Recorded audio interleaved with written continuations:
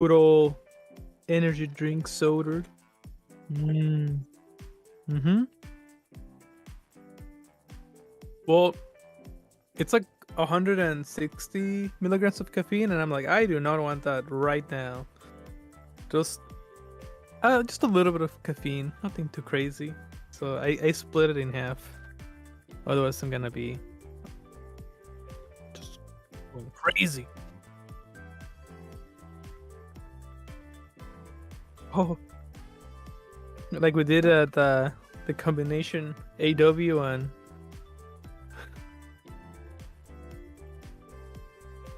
that was really bad soda. I see.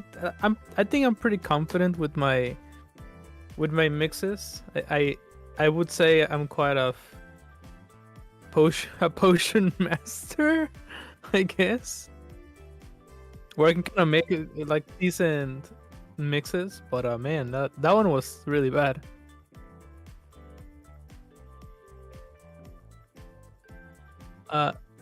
So it was last week. We went to like a combination A and W. Am I allowed to say what it was? Or yeah, and it was kind of wild just because like I was not. I don't know. I feel like I'm always kind of like icked a little. Maybe not icked, but like kind of maybe not the best place to go when it comes to like fast food or like whenever it's like a combination of like two things at the same time. I'm like, surely you're like a master of none. If you're like the Taco Bell and yeah.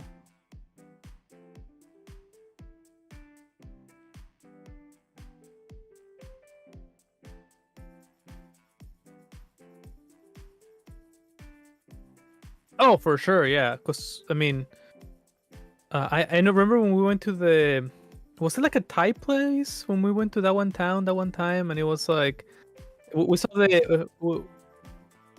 It might have been for your birthday. The place where we went to. What you call? Oh my god, I've been muted this entire time. Oh my god. It's funny. Sorry, I gave you the POV of Plaguesworth just talking on the phone. I hear voices in my head. I hear them. Voices in my head. They talk to me. They understand. They talk to me. Mr. President, thank you, Dallas. Thank you. Oh my god, I'm embarrassed. I'm blushing. Where is Randy Orton when we need him? Where's Randy? Dude, can you imagine? Okay, I haven't even posted about the stream today. I'm gonna get that going right now. We have 2 minutes in the pre-show. How you doing today, Plaguesworth? Doing good. We're kind of talking about like the combination like fast food chain places, and we're talking about that one Korean place where we went to, because you mentioned having like it's better to have like a ton of stuff in a menu for some places. The one place where we saw like the lawyer, or like the two business dudes like eating really spicy food. Oh yeah. And like the one dude was dying, and then the other guy's just like bullying him. Oh, no, okay, no, that was in we can say it's San Jose, you know, it's San Jose, yeah, you know, big city. Yeah, it was like, I thought it was a guy and his dad, but I guess you were correct. Yeah, that was a Thai place, yeah. Yeah, and they had really good food, from what I remember, right? It was pretty good. It was pretty good, you know. Yeah. It wasn't like. I think we recently ate somewhere and we were like, yeah, that was like not worth it. Oh. I forget where that was. Was it Sonic? Okay, so Sonic is like okay. Like I feel like I think you were right. It's like you go there for the drinks. You don't really go there for like the food. Yeah. What other place? Well, that's the thing about like those combination places like A&W and KFC, or like sometimes you see like Taco Bell / Pizza Hut, and I'm like, surely like you can't be good at all of those things, right? Because if you're not like a full-blown Taco Bell, you're probably missing like a few things. Then, sorry, I like Dale like, in if you chat. do half and half. Dale in chat, I haven't had Sonic since 2015. Dude, that was 7 years ago, Dale.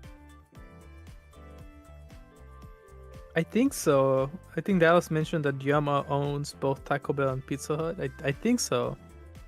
Isn't most of those places just owned by Pepsi at the end? Yeah, I feel like you were talking about that. How like instead of competing against Coke, they just bought all the other places that were not owned by Coke, so they could just have Pepsi on them. Yeah, like it was like less cost effective. Instead of trying to fight advertising with Coke, they just bought a bunch of fast food chains, so Coke couldn't sell in there. One day we will fight in the Coke and Pepsi wars. Hey Plague, as we dive into the stream, hello everyone, good morning. But I do want to say, Plaguesworth, where do you land on the a Pepsi Coke war? It's tough. See, that's a tough war. I remain I remain neutral in the Coke and Pepsi war. What? Well, here's the thing. Oh, you know what? Pepsi. I went to the wrong screen. That's the problem. Anyways, go on. Pepsi's got some bangers. Like Pepsi Max is probably better than Coke Zero. Oh, you were not talking to me. No. Anyways, before we continue the Pepsi Coke war, hello everyone. The name is Maxi. Pronouns are they them. Welcome to an actual play of Iron Valley, the tabletop role-playing game made by yours truly. Today I am, of course, once again joined by my co-host and the pilot of Morcus the Orc, Plaguesworth. Say hi. Hello, welcome. Pronouns are he, him. Thank you. He. The Shimon. Sorry. We were going through a moment there, you know, same brain cell. Ziska is the national beverage of Norway, if you believe it. Which one? Just frogs in a can? So I do have to say, when it comes to like the Pepsi Coke like war, I will say, like, you know, I've become a big fan of the Coke Zero, but like Pepsi hits different. I think Coke is the Drake to Pepsi's Kendrick Lamar. but explain while I quote that real quick. But I quite frankly prefer Dr. Pepper, who is the J. Cole of soda holy wars. Could you please give me that clean quote? Pepsi is the Drake to Coke's what? Wait, Coke. Fuck, I already forgot. Coke is the Drake to Pepsi's Kendrick Lamar? Yeah. Okay. Coke is Drake to Pepsi's Kendrick Lamar? I think so, yeah. Well, see all of those in comparison to Dr. Pepper. You put all those three drinks in front of me, I'm sorry, but fucking Dr. Pepper is winning. It's got a PhD. Do all of those have a PhD? Probably not. Pepsi is a medication. When doctor is a doctor, doctor's prescribing you the medication, which Dr. Pepper does. How many spices does Pepsi got? That's right. How many spices do they got? Plaguesworth, do you want to also add Macklemore to this bit? Coke is Drake to Pepsi's Kendrick Lamar. RC Cola is Macklemore, yeah. But I can see that. They don't compare to Macklemore, the Dr. Pepper of drinks. Speaking of that, so my workplace, we ended up like getting like a ton of sodas for the break room. We did not send our best out, to be honest. You did not send God's strongest warriors? We gave them a budget and they came back with some wacky ass what? They came back with some jarritos? What happened? Oh, you have no idea what they came back with. They came back with, because we give them like every week we have like a little budget for like maybe like 3 cases of sodas, which is I think for big dark energy corporation is, I think that's I mean, soda wise, what was the budget again? Some free drinks.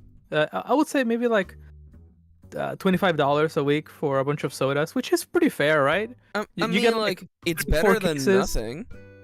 Yeah, like some other places don't really give you shit, but we try to fight for our coworkers and shit. Dude, I remember, you know, back when I worked at the restaurant, you know, well, the owner went from being like, yeah, dude, we're cool here, you know, when you want to get lunch, just go to the deli side and just ask for whatever you want. And they went from that, and then we got the terrible manager, you know which one.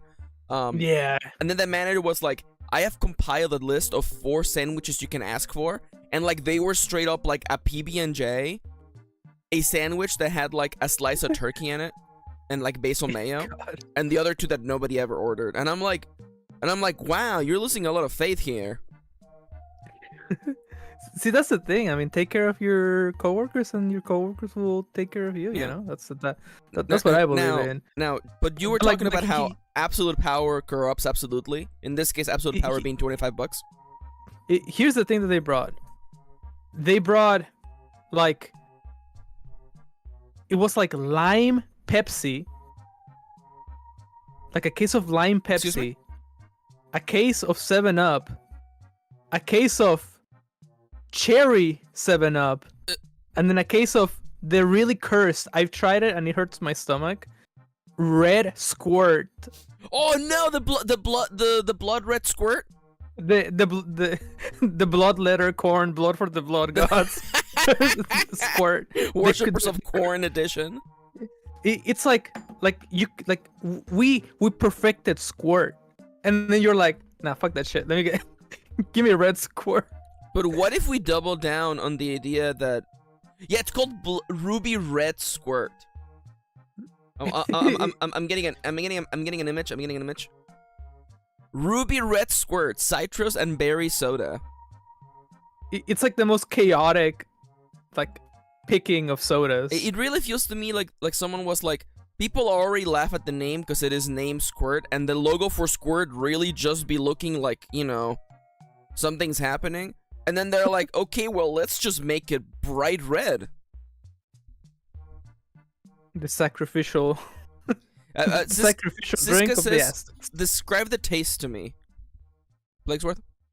Well, Squirt, it's like Pepsi, more with like more limeade or lemonade. Well, remember that Well, that a Squirt, perfect. Squirt is a Squirt grapefruit citrusy soda.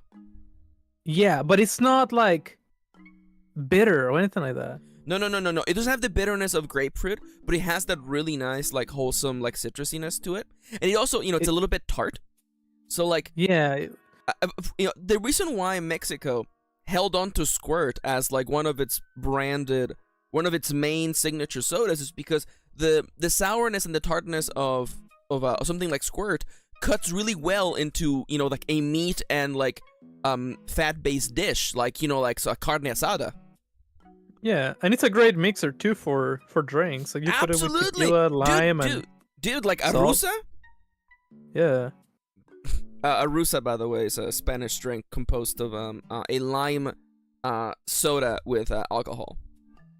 But this one was like if you combine like cherry but made it bitter.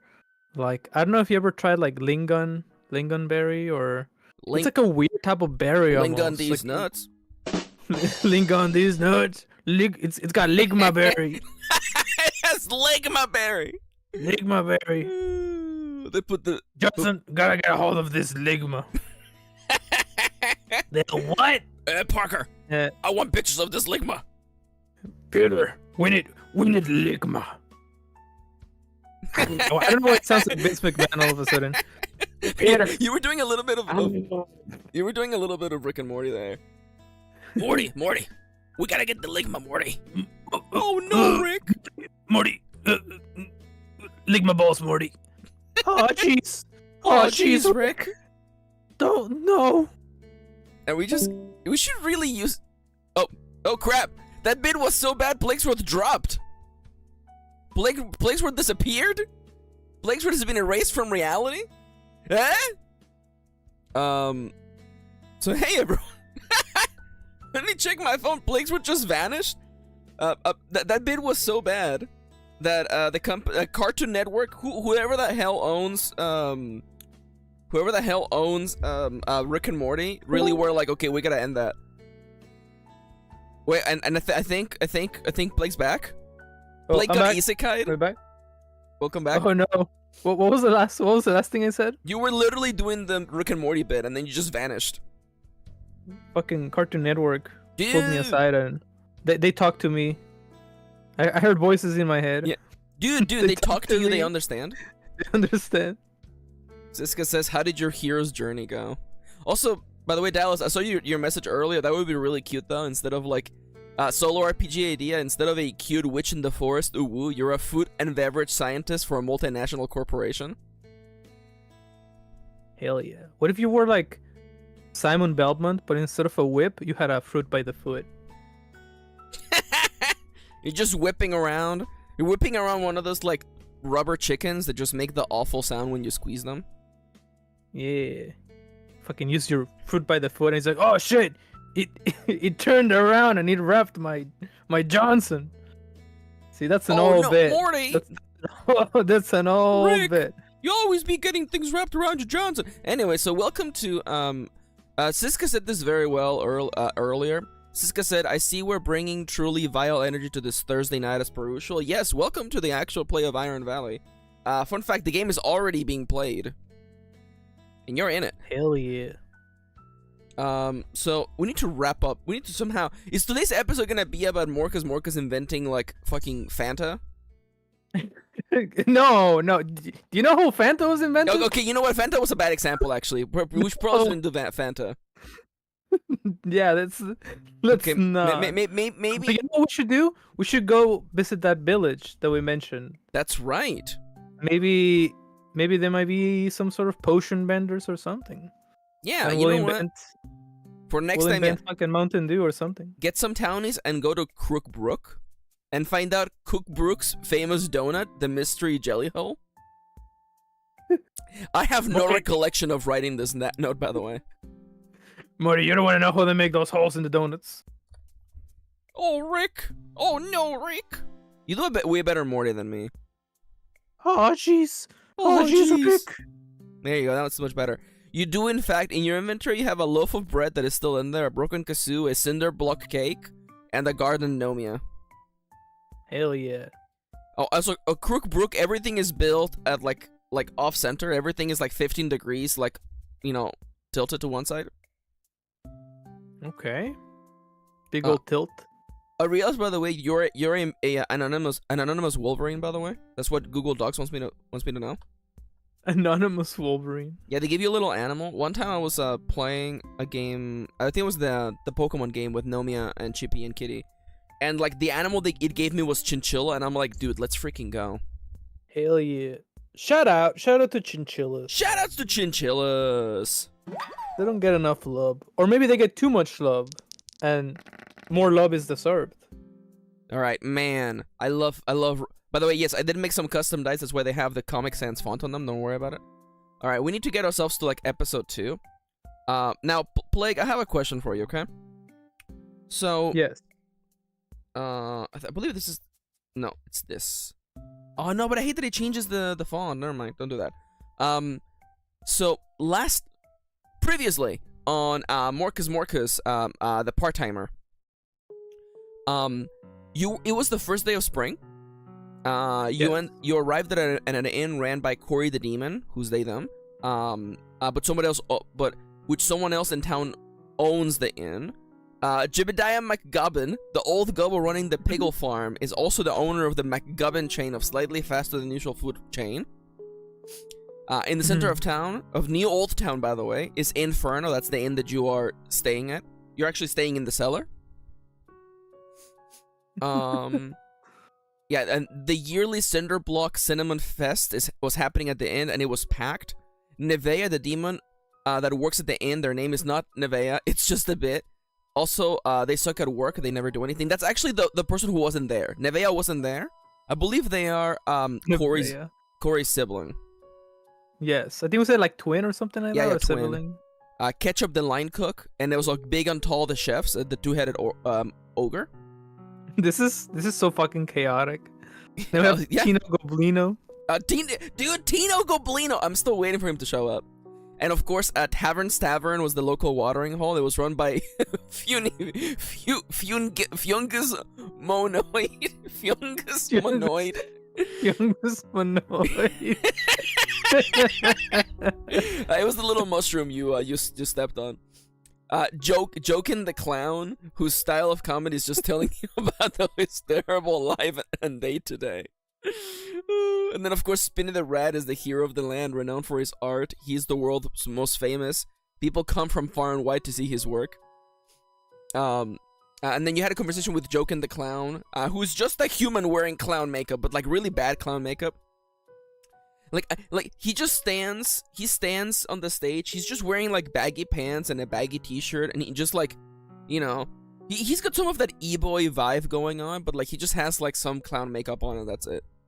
Do you know how Squidward this kind of has like a very distinct outline of like big old head and like really slinky body? Yeah. That's what I picture him, but like he's got like a fro, Uh-huh. like a big clown afro. Yeah. And then like the afro's color like one of those like icy cones. Ooh, I like that. Do you remember what they're called? Shaved ice. Yeah, like the shaved eyes. You know how they have like the stripes that divide them in colors? Yeah. That's what I kind of picture he is. Yo, His Kate's afro just, here. like, rainbow. Hi, Kate. Welcome back. Welcome. Oh shit, Kate's here. And that's where we ended episode 1. Now, yeah, it's shaved ice or snow cones. Yeah, they have a different name. Yeah, snow cones. Because in Spanish it's hielo raspado, which would be, you know, shaved ice. Dude, those are goated. They are. We should get some. Dude, do you think there's anywhere in the U.S. that has shaved ice cream? Also, hi, Yes, Ronnie. I know back. exactly Welcome. where, but Also, you know what? I'm Like, not telling.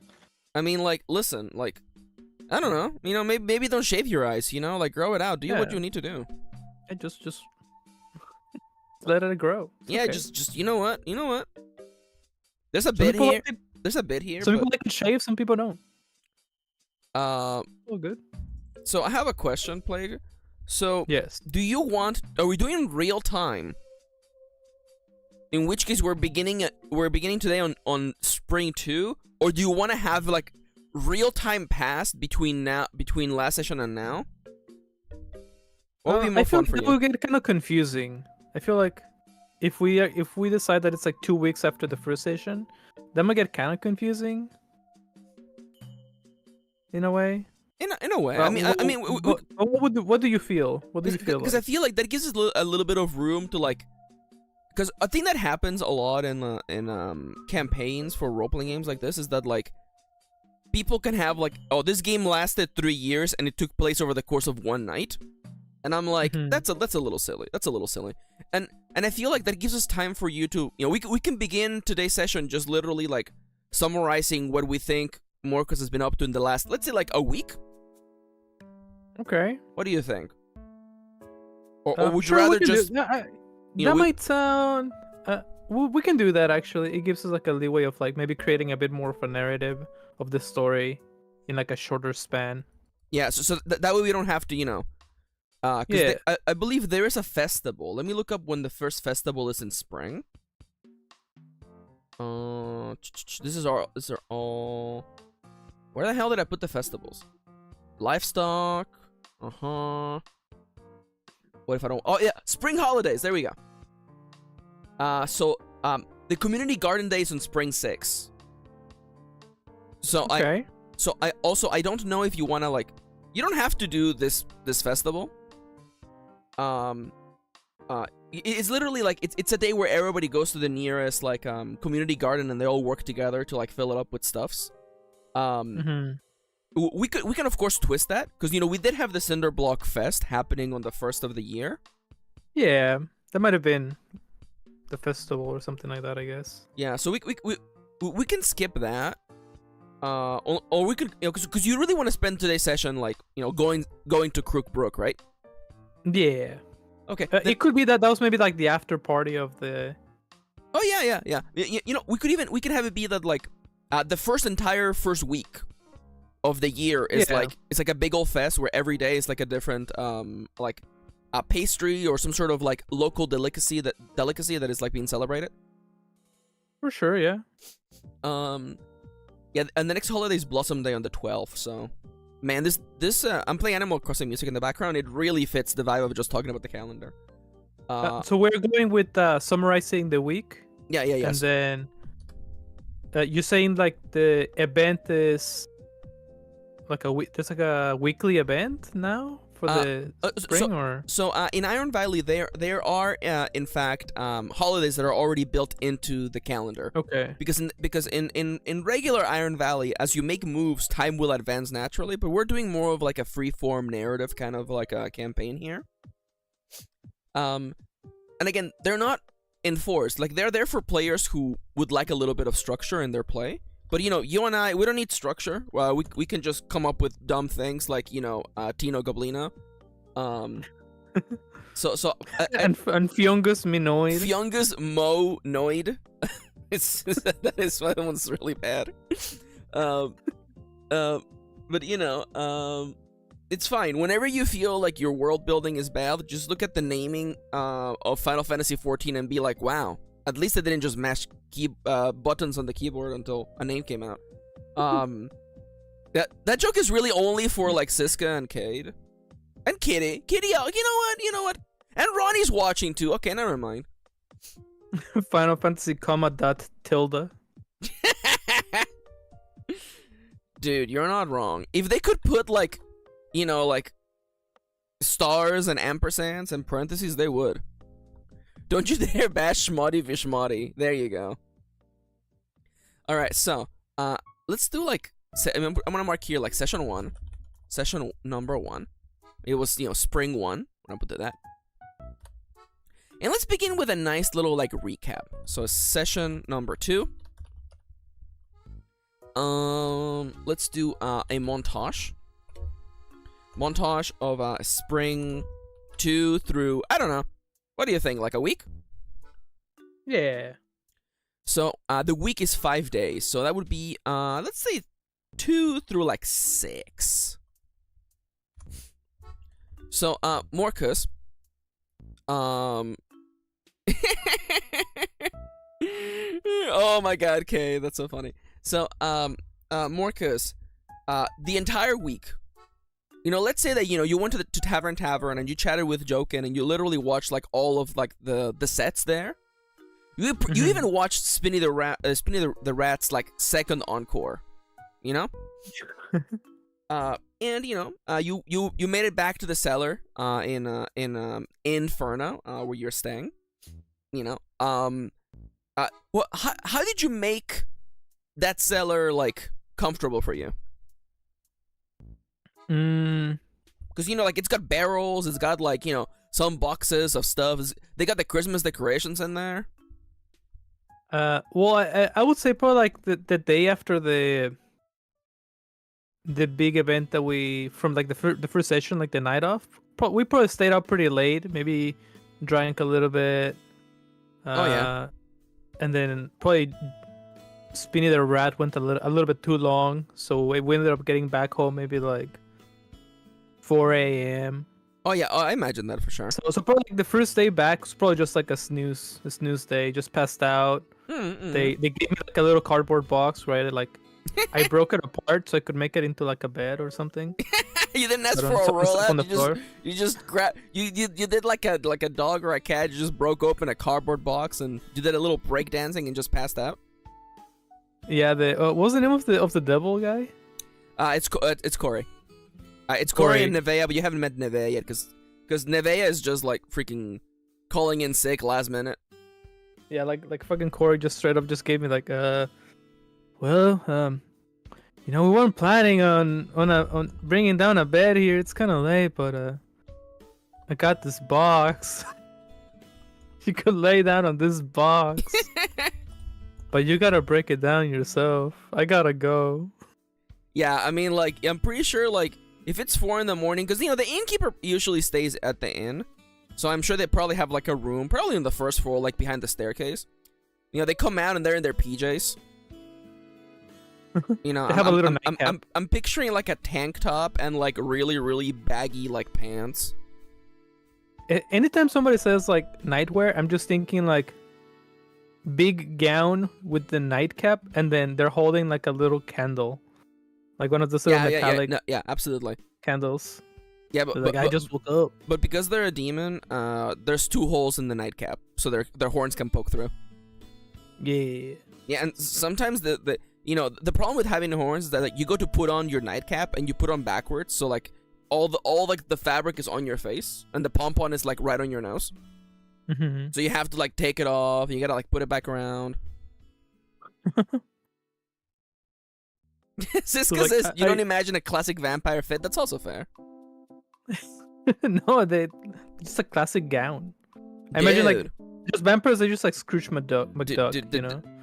Corey has like a goddamn like hand chandelier, a candelabra, if you may.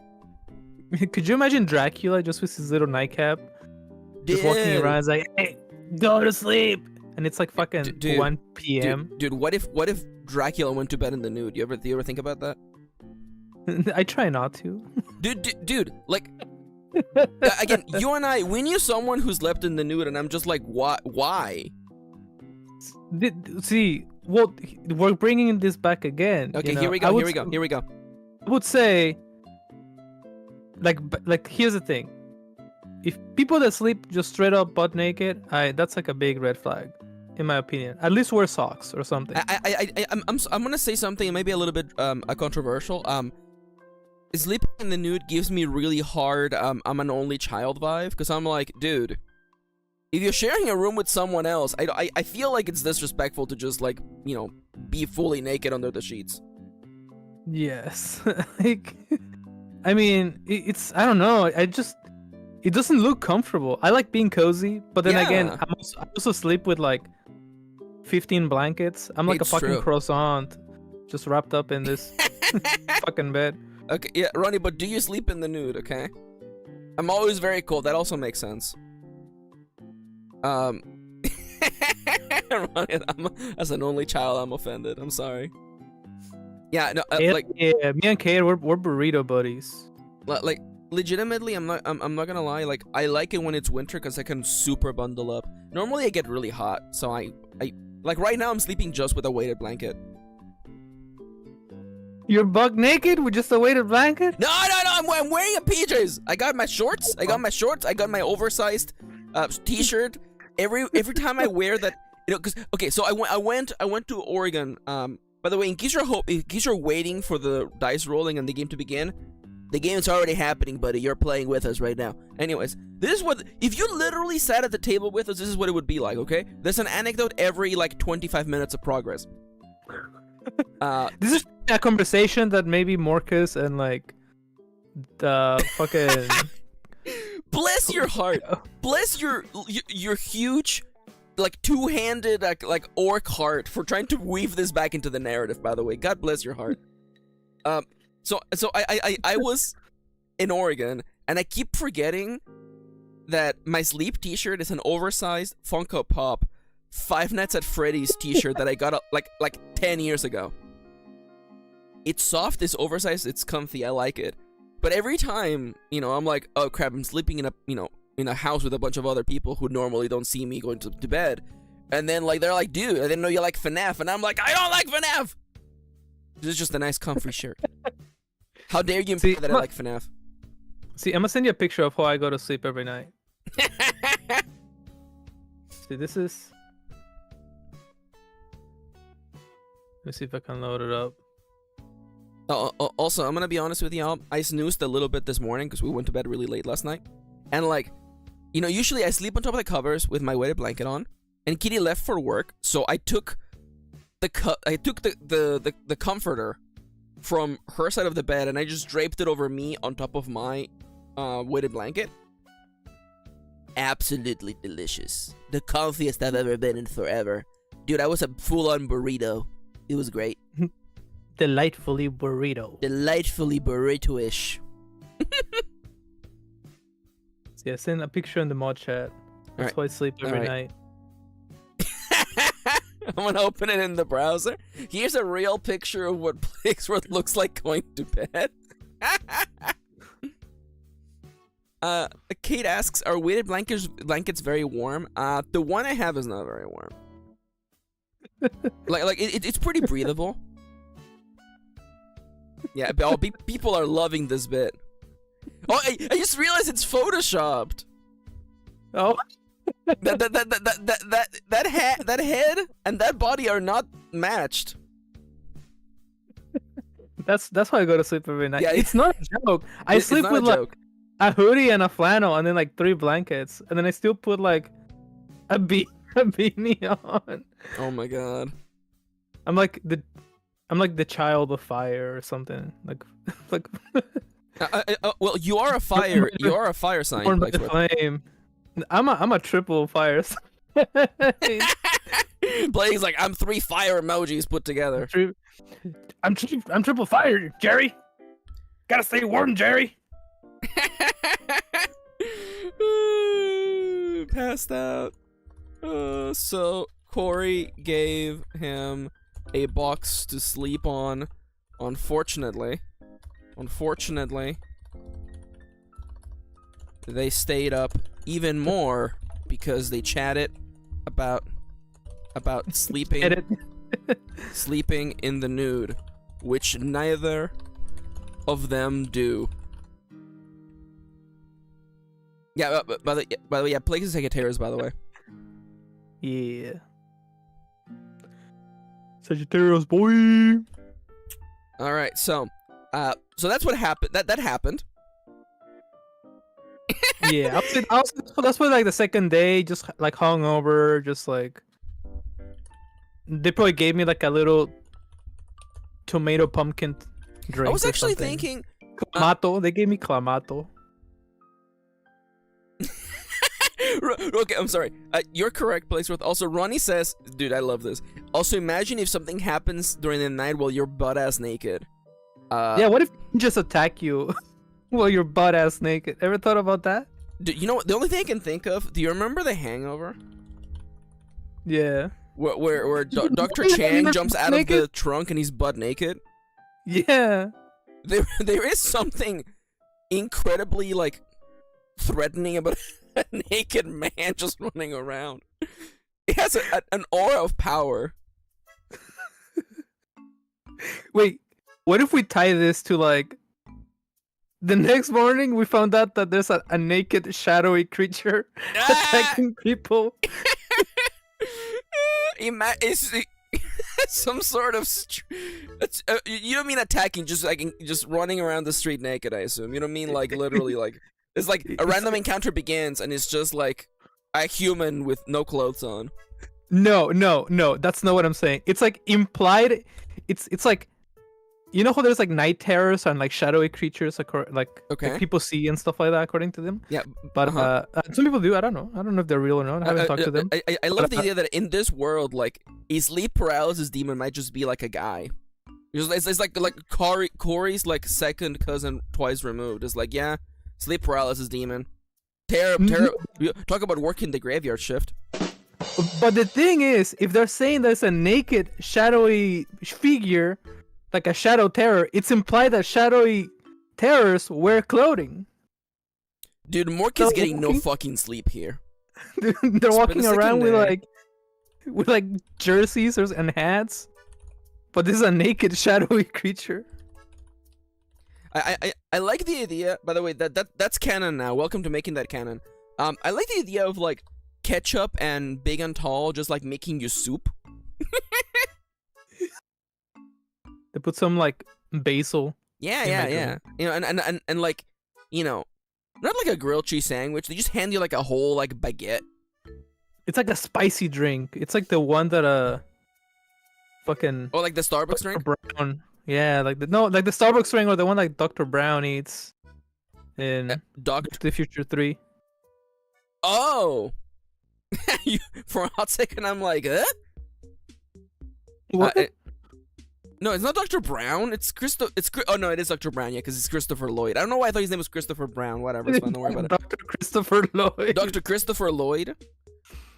He created the 13 spice in Dr. Pepper. Dude, and learning about the naked shadowy creature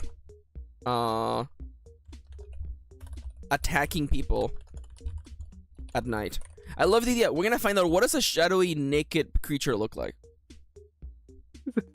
Some old guy's just gonna be like, well, that's just a shadowy creature.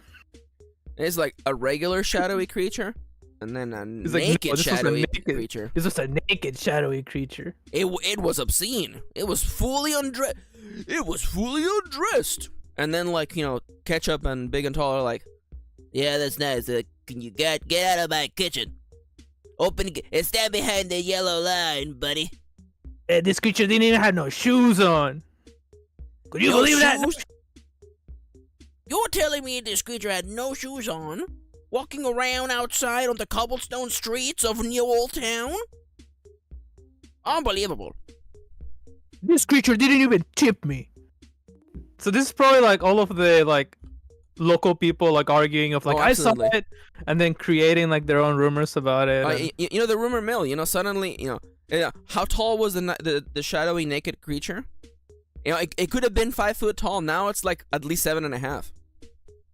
Old man McLovin said this creature got a hold of his sheep and took it away. But quite frankly, I don't remember old man McLovin ever having a sheep. And did old man McLovin even have a sheep? God damn it, Plague. Why did I capitalize sheep? That's such a... Yeah, I'm gonna leave that there. That's lore for us to figure out later. Old man McLovin. First name Old, middle name Man, last name McLovin. First name Old. Hey, what up, Old? I mean, like, you look at babies sometimes, and when a baby comes out, when a baby is like first born, they just look like little old men. Yeah, it's just they whine all the time. They're all wrinkly. Yeah. They shit themselves. What's it called? Like they have strong political opinions. Like Dorian Gray, like reverse Dorian Gray. Wait, you're thinking of Benjamin Button, buddy.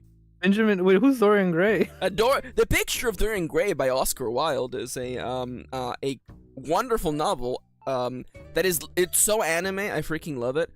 Everyone's gay in that book. It's great. Shoutouts to Oscar Wilde, by the way. But in that story, Dorian Gray basically wishes to never get old. By the way, this MFer is like 19 years old, and Jesus. Basically the monkey paw curls. One finger gets bent, and it's like, okay, you never get to age, but the painting ages for you.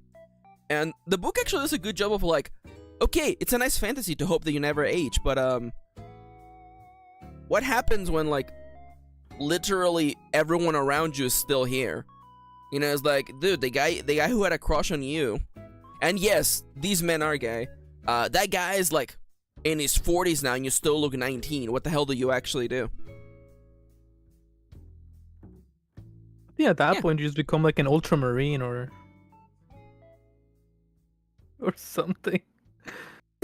No, at that point, you just become an ultramarine or something. Oh my god. No, yeah. A picture of Dorian Gray is very, very good. It's so gay. You have no idea. I wish I had someone to bond over, like, Dorian literally throwing himself onto a pile of pillows. Again.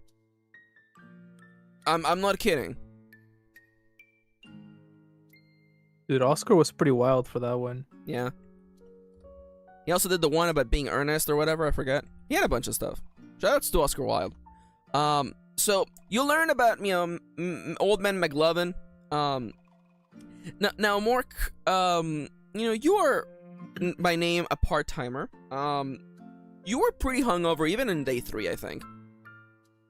So what were you thinking? Did you try to get some work done, or did you walk around the town to get a vibe for how things are? Yeah, I kind of probably just took that as like, maybe people are just kind of like overreacting about something, or maybe like clearly couldn't have been any like, it couldn't have been a naked shadowy creature. No, absolutely not. We're just overreacting over something. So yeah, probably just someone just saw like something reasonable, like a demon, and then they were like, "That's a shadowy creature." It's like, no, it's me. It's the devil. It's just me. No, it's just Mike. I'm a Nephilim. Mike. Dude, Mike the Nephilim? Mike Dude, he lives around the street. Around the corner. Wait. He's the handyman. It's many Nephilim. Many Nephilim? Many Nephilim. No. Wait. Okay. We need a funny name that starts with N. People in chat, quick. Lenny Nephilim. Lenny Nephilim. Lenny Nephilim. As Mork. Explore the town. Nermal. Nermal the Nephilim. Plague. Norris Nephilim. Explore the town. Nobody can get his fucking name right. Marmar Nephilim. It's still funny, Ronnie. Narnar. Wait. Tartar sauce the Nephilim. No, that's extra stupid. Sauce the Nephilim. So he got to meet Naruto Nart the Nephilim. I kind of like either normal or Dude, I don't know how to spell Nephilim. You're gonna. Oh, thank you, Google. Nissan. Which one do you like, Blake? I kind of like Nart, but I think that's a fun bit. Like nobody can pronounce his fucking name. You know what? I'm gonna fix it for you. Okay, I'm gonna fix it for you. There you go. Nart the Nephilim. Who is the local handyman? Blake, do you know what a Nephilim is? I have no idea. You know what? I think it's even funnier. Plague, like could you please tell me, what does a Nephilim look like, Plague? I imagine, like... what's the name of Danny DeVito's character in Hercules? I don't remember his name, but he was a satyr. Oh, that's what I kind of think of Nephilims. Are they short or tall? Definitely short. Phil. Oh, his name was Phil, yeah. They're short, goat people. But they're like a different color. Probably like green. Like elven looking. They're humanoid. What was that, Blake? They're probably like humanoidish, elf-looking goat people. What color is their fur? Because you said you wanted a different color. Probably like I'll put it like there's they have a little bit of fur, but their skin is like lightish green on the bluer side. Okay.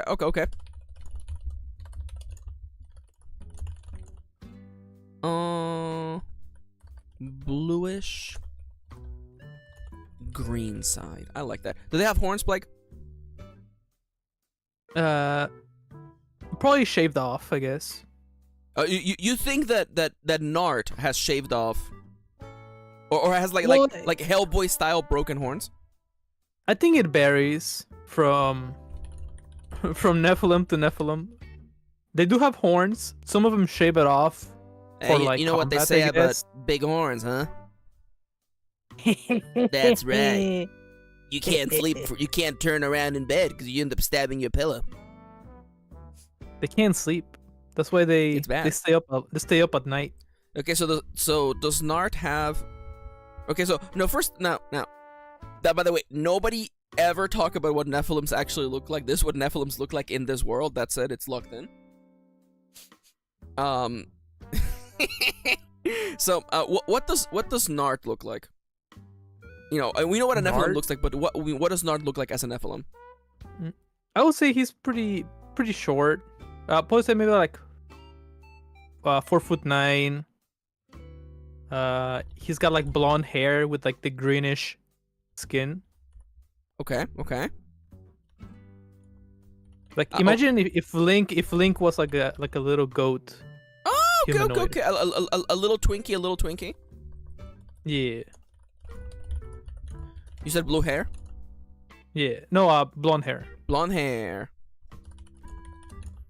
Which would really be more like seafoam green in this case, but whatever, it's fine. What are you thinking? Like, you know, are they doing the satyr thing where they're not wearing pants, or are they wearing pants?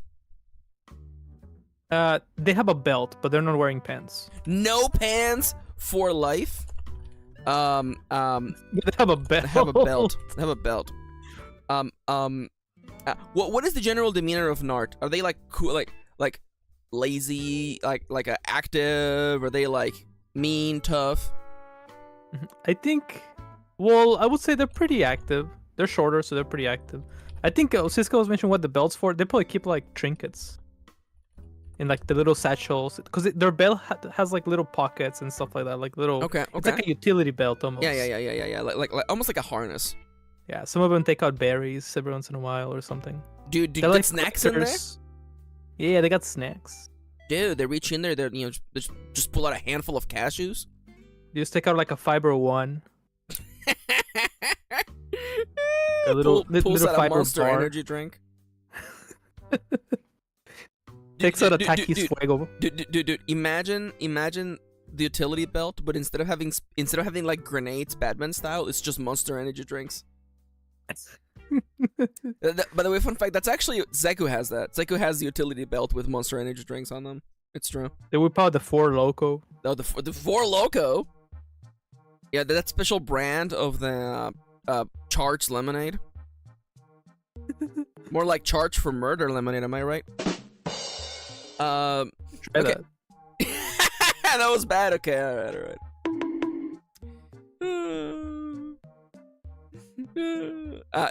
Dale, you would have like little RC cars like you're ready to go for a little race at any time. Are they discontinuing charged lemonade?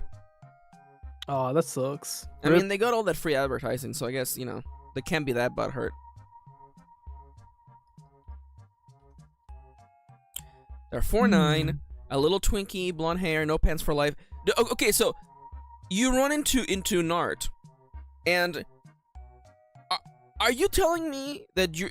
So, how hard is it for you to not ask if they sleep naked?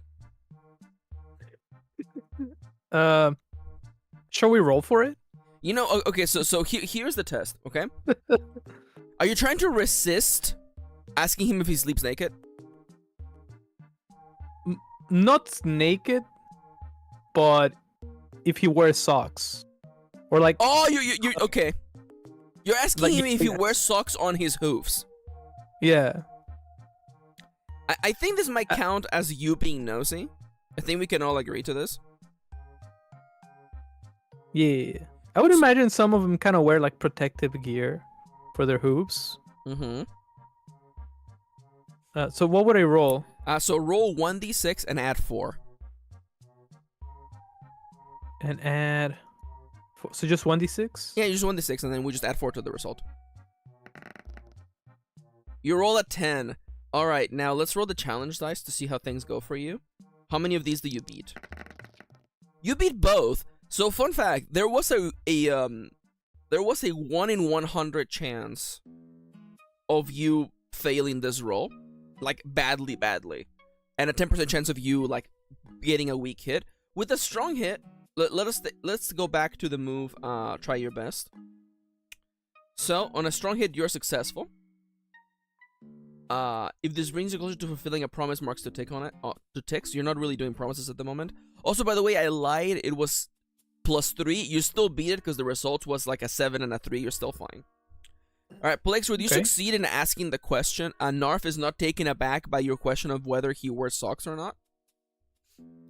Do you want to potentially like imagine what his answer is? Or you want to just roll for that? I imagine that Nephilims are very like positive, like whoa, hey, type of like So you hit me with a link like, for the Philip CDI energy. I thought you were gonna say Filipino link. Yeah, excuse me. Oh, hey. Yeah, I'm. Plays like, what does a Filipino person sound like? What is? I have no idea. No, and I like the Philip CDI energy of like, wow, hey, hello, are you Morg? Okay, I have to say, by the way, in the last 10 seconds, the way that I envision Nart has changed. He's animated differently. Oh, he's got that like Russian animation vibe to him, where he's just like very like noodly. Yeah. Hey there! Wow! It's Morcus! I've heard so much about you! Oh my god, he's terrible. You want to know if I wear socks? Dude, I can see it in my mind's eye. This is so cursed. Well, that is outrageous. Of course, we do wear socks.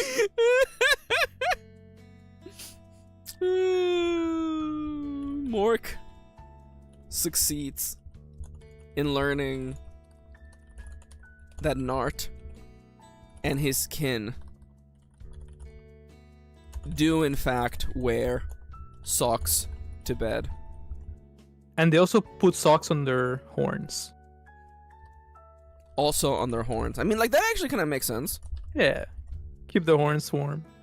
Yeah, because, like, the cold gets in, I'm picturing Yeah. they probably, I'm gonna assume that they have horns like a bull has horns, which is to say they don't fall off over the seasons.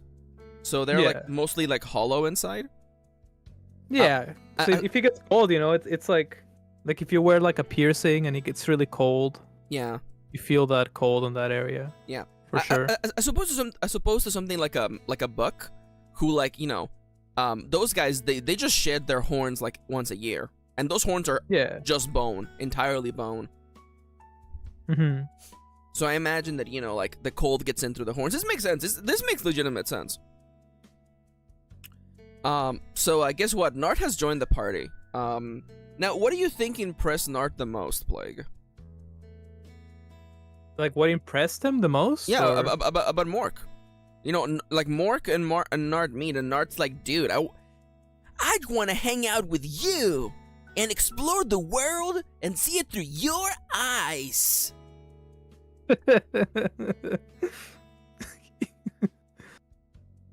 Do I know what Nart does? No. We have no idea. What if he's just like a bread seller? He just sells bread. No, we learned that he's a handyman. He's a local handyman. Yeah, he's a handyman. Yeah. He just like goes around fixing like windows. I'll fix that window for you. It will be a smile from your face. Make the world a brighter place. What if he rhymes, Plague? No, what if we save that for like a different character? Yeah, you're right. He rhymed? Also, Ronnie says, bread seller, I need your finest breads. I'm going into battle. Classic. Oh, what if there's a bread seller who is a former knight, and all you see in his face is like big and muscular, but you never see his face. You just see like a helmet, and he wears like a chef hat. Bread seller knight. He comes from the Shovel Knight universe. He's the bread baron. The bread baron. He's just a knight. I actually kind of former knight that makes bread. I actually love this character concept. Like, this is actually a really good one. Nart joins the party.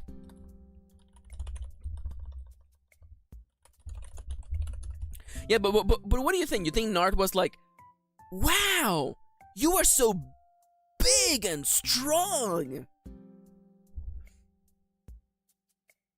Maybe we met Nart at old man's Jebediah McGubbin. Like, maybe we visited Jebediah McGubbin's farm. Oh, I like. Or maybe we visited McLovin's farm when he told us about the attacks, and Nart was there fixing like a window or something. The fence or something. Yeah. I like that. I like that. Yeah, that makes sense. That ties it together. You know what? It actually makes sense. Mork decided to see about McLovin's story, where he met Nart, the local handyman, who is a Nephilim. And then we have the rest of this information here. So what? Okay, no, McLovin now with we gotta inspect Mr. McLovin now. So, old man McLovin. What is he? What race is he? I'm picturing like a gnome. You know what? I like that. Don't show him the gnome in your bag. He might not take kindly to that. No, nobody wants to know. What's the name of that really chunky gnome? Chunky gnome. A chunky gnome? Yeah, that's what I'm thinking. Hold up. I think it was from a cartoon. Like a chunky as like I'm picturing like Starbright kind of animation. Kind of like that. But Wasn't I'm kind it of thinking Starbright? like. No. Let's see if I can save this one here. What was the name of that cartoon? It was something bright. I think you got it. Starbright, I think. No, it was Rainbow Bright. They rebooted that? Oh, it looks awful. Maybe like this? Oh, this like a leprechaun? Or it could be a leprechaun, yeah. Yeah, maybe we can do a leprechaun. Why not? Now I get we can do an Irish accent. Irish. Yeah, they're come and attacked me farm. Shadowy creature he was, and naked he be. He didn't got no pants, no trousers. Okay, we're not gonna keep doing this accent because we don't know what the hell we're doing. Maybe that's part of like the flavor. So, nobody knows where. Nobody knows. Is he actually a leprechaun, or does he just have a red beard? Okay, listen. Or what if he's like a dwarven you want a to do dwarf? Dwarven? Yeah, we can do a dwarf. Yeah, dwarven. Okay. Yeah, dwarven. Old He's man, a little Mikkelven. extra short, so people joke that he's a. People joke that he is a gnome. There you go. I like that. I am just a dwarf. I am hello, Mark. It's me, Old Man McLovin. Welcome to me farm. Mark, what the hell does Old Man McLovin grow in his farm? He probably grows. Please tell me it's lovin' something. Like lovin' beans or like lovin' tubers. Lovin' tubers. Lovin' tubers. They're like cucumbers. As the world's first lovin' tuber, I would like to invite you all to. Well, this is the worst thing. Lovin' onion. Lonions. Lobnions. Lovnions. Okay, do you like lovin' tuber or lovnions more? I like tubers. As in, like, it's clearly like some sort of vegetable shaped in a tube. So I do want to make it clear, like a squash. That is what they're called. Is there love in tuber? No. Tubers is potatoes and yams and things that grow in the ground like a tube. Yeah, definitely he grows things that grow in the ground. Okay. Very. His farm, like a jam. Okay. Is filled with tubers and tube-like vegetables. And he also makes maybe beer with it. Because he's Lubin, as in vineyard, Lubin. Vineyard. Vineyard, I don't know. I love the idea of cucumber wine. Yeah, cucumber wine. He turns into wine. Now someone's gonna be like, Maxi, some of me old potato mead. Potato mead. Potato mead. Excuse me, streamer. In order for fermentation, there has to be sugar. Yeah, he adds sugar to it so that it ferments. Don't be silly. Put some Splenda on it. Yeah. He just gets a big old. He has a big vat of industrial size Splenda. He's got gnomes cracking up in little baggies of Splenda and putting. Siska, I swear to God. Siska in chat says, love-related tube-shaped objects. Country girls make do kind of stuff. I should leave. No, I stay here. I love you, you big dork. He turns into wine, which leads people to have the joke of Old man McLovin, he's tapping into his own supply once again. I say I love that cucumber mead, but he's gone on the deep end, I must say. A naked shadowy creature? Absolutely not. Poppycock. Old man McLovin is it's so crazy he's living underground. Just like his potatoes. There's a joke here about like, you know. Well, friend, aren't you not aware that dwarves do normally live underground? There's a joke here. Yeah. He's living underground. He's going to ground like his tubers. Maybe he's got like a few caves and stuff like that where he just grows potatoes. Okay. But the potatoes look like they grow from trees underground. Dude, I was actually thinking that. That's actually really funny. I like that. Wait. You know what it is? A lot of the overground, the ground above in New Old Town is owned by McGibbon. Or McGibbon? What is the name of the... Let me scroll up real quick. It is McGubbin, yeah. So people like McLovin, they do their farms underground. Yeah. Because the top part is already kind of taken. Sometimes. There you go. I like that. So and that was the fence. That's why how they broke in. They broke like a fence that protected the which cave. Nard is fixing. When we met them, and then before we walked into the actual farm. Now, what does Nard look like to you, Plague? Nard? Oh, sorry. I meant Old Man McLovin. Just very like dwarven-ish. Probably like maybe like a slightly brown beard. Okay. Got, like, are you saying like a white. graying beard or like? Yeah, like a graying beard. What is his demeanor like?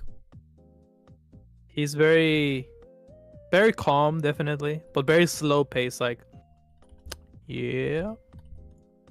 They broke into hello my. there. Who Well, might you be there? Damn Haven't seen an orc creatures around back these again. parts in a long while. Big fella, aren't you? Fucking cracked up on my fucking farm. Yeah, you know. Once again, I keep keep posting telling updates them, on Farmer Book, but you know I get like nobody one like. believes me. Someone Nobody else ever puts a believes picture me. of their goddamn cat, Goddamn. and here they You know, go don't getting you- thousands of likes and reshares. Can you believe that? I showed them my potato. I just wonder. Never. Do you know? I'm trying to grow my business, you know, and it's really hard to build it there, cause you know, people they don't wanna try cucumber meat, but I'm telling you, it's good. It's better than the onion meat for sure. One of them potato meats are gonna. Yeah, you know, one of these They're gonna days we're take gonna over. take off. You know, underground, they are sure, but you know, they're sprout. We're gonna sprout. We're gonna sprout roots. Ever put some cucumber? Yep, just put a little bit of paprika on Yeah, the just cucumber meat. Put some hair on your chest. Yeah, you know, I'm telling you, just it. You can eat it, you can drink it, you can cook it. You know, it's a magical vegetable. You know, it's an all-you-can-eat power food. You know, you can eat it, you can eat it, you can drink it, you can get drunk on it. It's great. His voice keeps getting faster and faster. He's waking up. He's waking up. Just He's like a little waking up. A little bit of meat, you know. So, oh yes. Now, Mork, you said. Vegetables.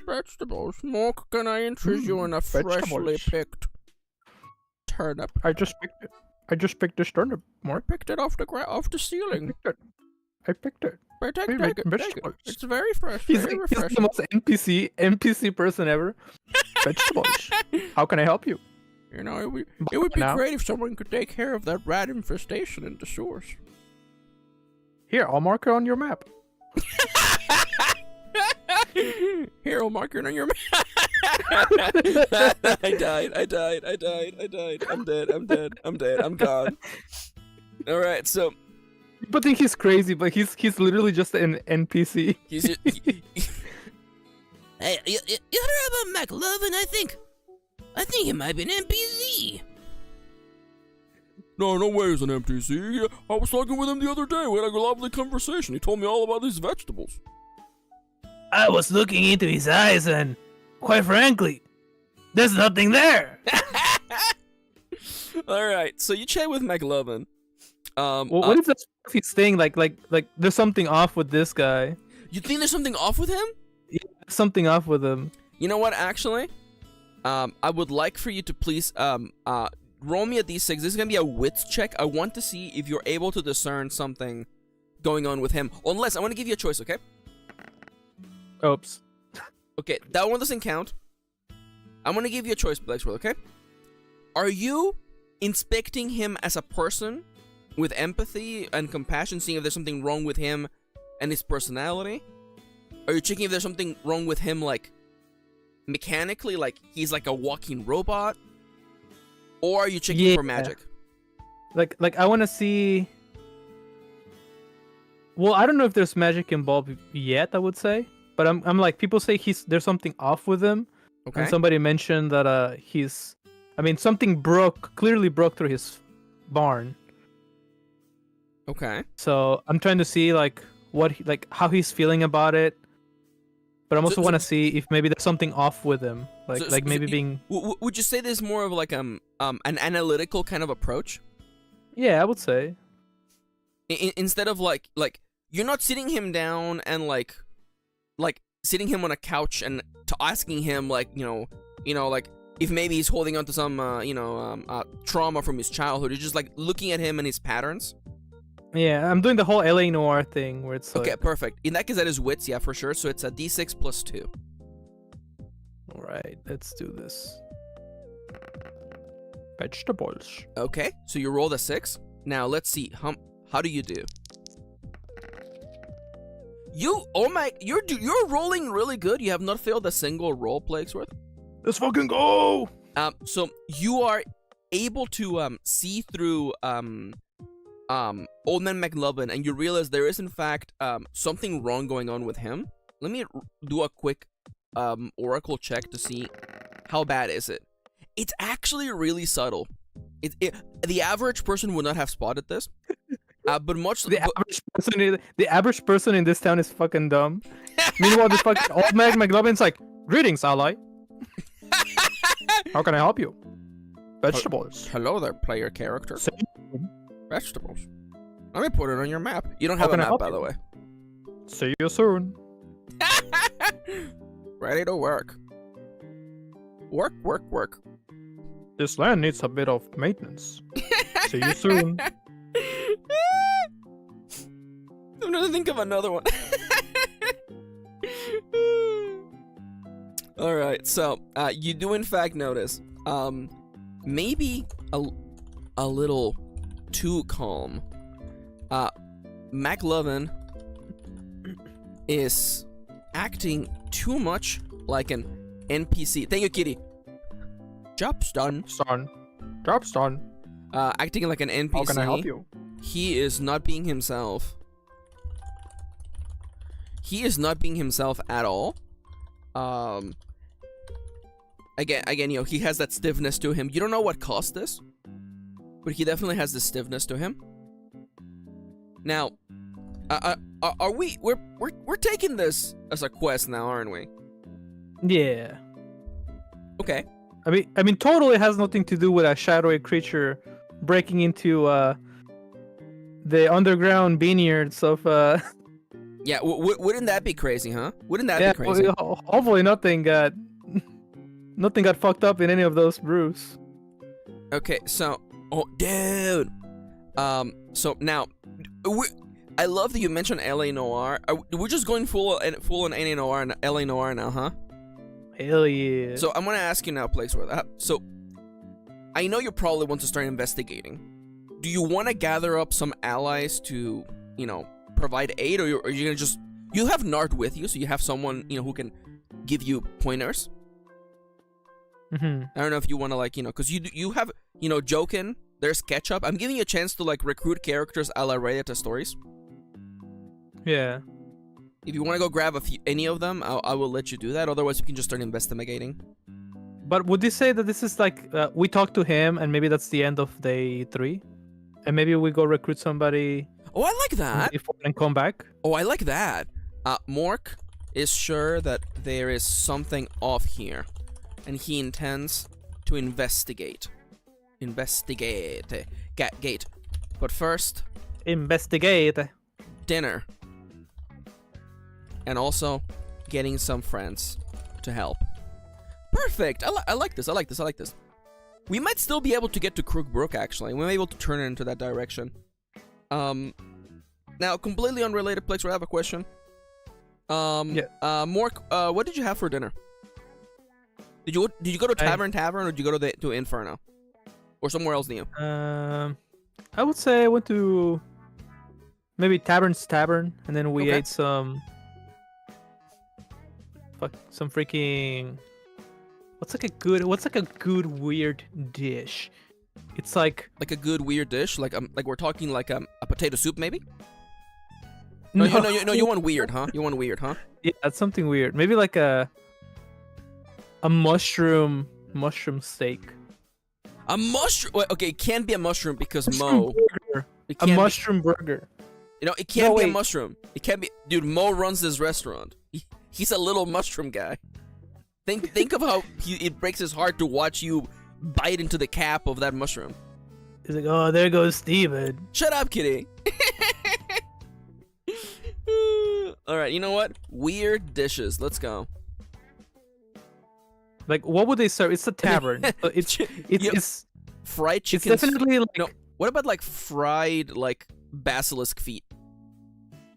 Fried. Okay, that's definitely one of them. I love that on this list there's tripe, which is tripa, and I'm like, MF, tripa is delicious. Dude, what about some grubs? They got grubs here. What if it's like boneless wings, but reverse boneless wings, where like they just deep fry the bones so they're like nice and crispy. Hold up. Reverse boneless wings. So they use magic to liquefy the bones inside of the chicken wing to make it extra juicy. The bone is the crispy outside, and then the chicken's in the inside. So you mean like with magic they turn the bone into an exoskeleton, like a bug? Yeah. So like it's just all meat on the inside with a really crispy exterior and calcium. Yeah, and it's got like a cheesy texture in the inside, like a mozzarella stick. Yes. This actually sounds kind of delicious. And they serve them in like batches of 5. With like Why a little 5? side dressing. I don't know. That's what they just do. It was really specific. It's like they served them in batch of 3.5. Why 5? We'll never know. Mork enjoys some reverse boneless wings. And they serve them with jalapeno sauce. Jalapeno? Jalapeno sauce. The bone has been magically transported to the exterior. What if they have some sort of gnomish or goblin invention in the back that heats up the wings, but somehow like inverts them in the inside? I like that. It has it magically inverted. There you go. Invert it. It's just gnomish engineering at its finest. Gnomish engineering. Dipped in Mama Liz's Reaper oil? God damn it, Kenny. Oh, I kind of like that. Like if it's like a goblin, like Mama Lisa's Reaper oil, but it's like the same oil that they use for like some of their inventions. I like that the oil they use for them keeping the machines is also just part of the dish. It's this extra seasoning. It's like covering your oven in like olive oil. There's probably some robot in the tavern that is fucking like salivating. The bone has been magically inverted with gnomish engineering and Nama Lizzie's. Torque oil. There you go. Torque oil. You're gonna go torque crazy for this. Can I do like a weird self-insert, like not self-insert, but like an old OC that I had that we had in a D&D into this? Always. Remember, definitely not Blitzcrank character that we had. What if there's like a detective robot that is like salivating at the dude? And like it's that's just Tom. Yeah, that's just Tom. Tom. Yeah. But it's clearly like the most like clearly a robot type of machine that you see. He's like, oh, I will have some of your Mama Lizzie's torque oil, please. Oh, hey, Tom. Oh, hey, Tom, what you doing here today? I'm doing great. I'm looking forward for my daily sustenance of Nama Lizzie stork oil. So tasty. I can't wait to enjoy Mama Lizzie's stork oil. Oh my god. I will definitely tip 25%.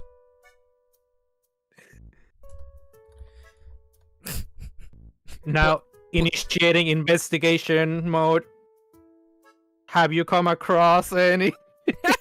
Wait. Come across Okay. any weird things? Okay, I'm sorry. This is just happening now. I'm sorry, Plaguesworth. This is just happening now. I'm sorry. First off, before we advance, can you please tell me what the dipping sauce tastes like? It's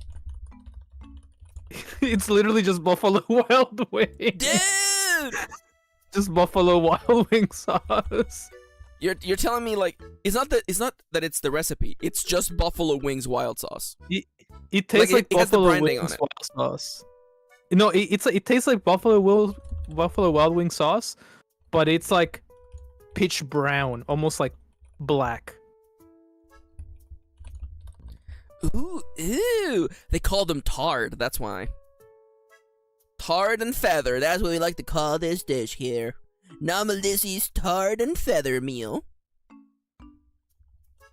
There we go. Reverse boneless wings.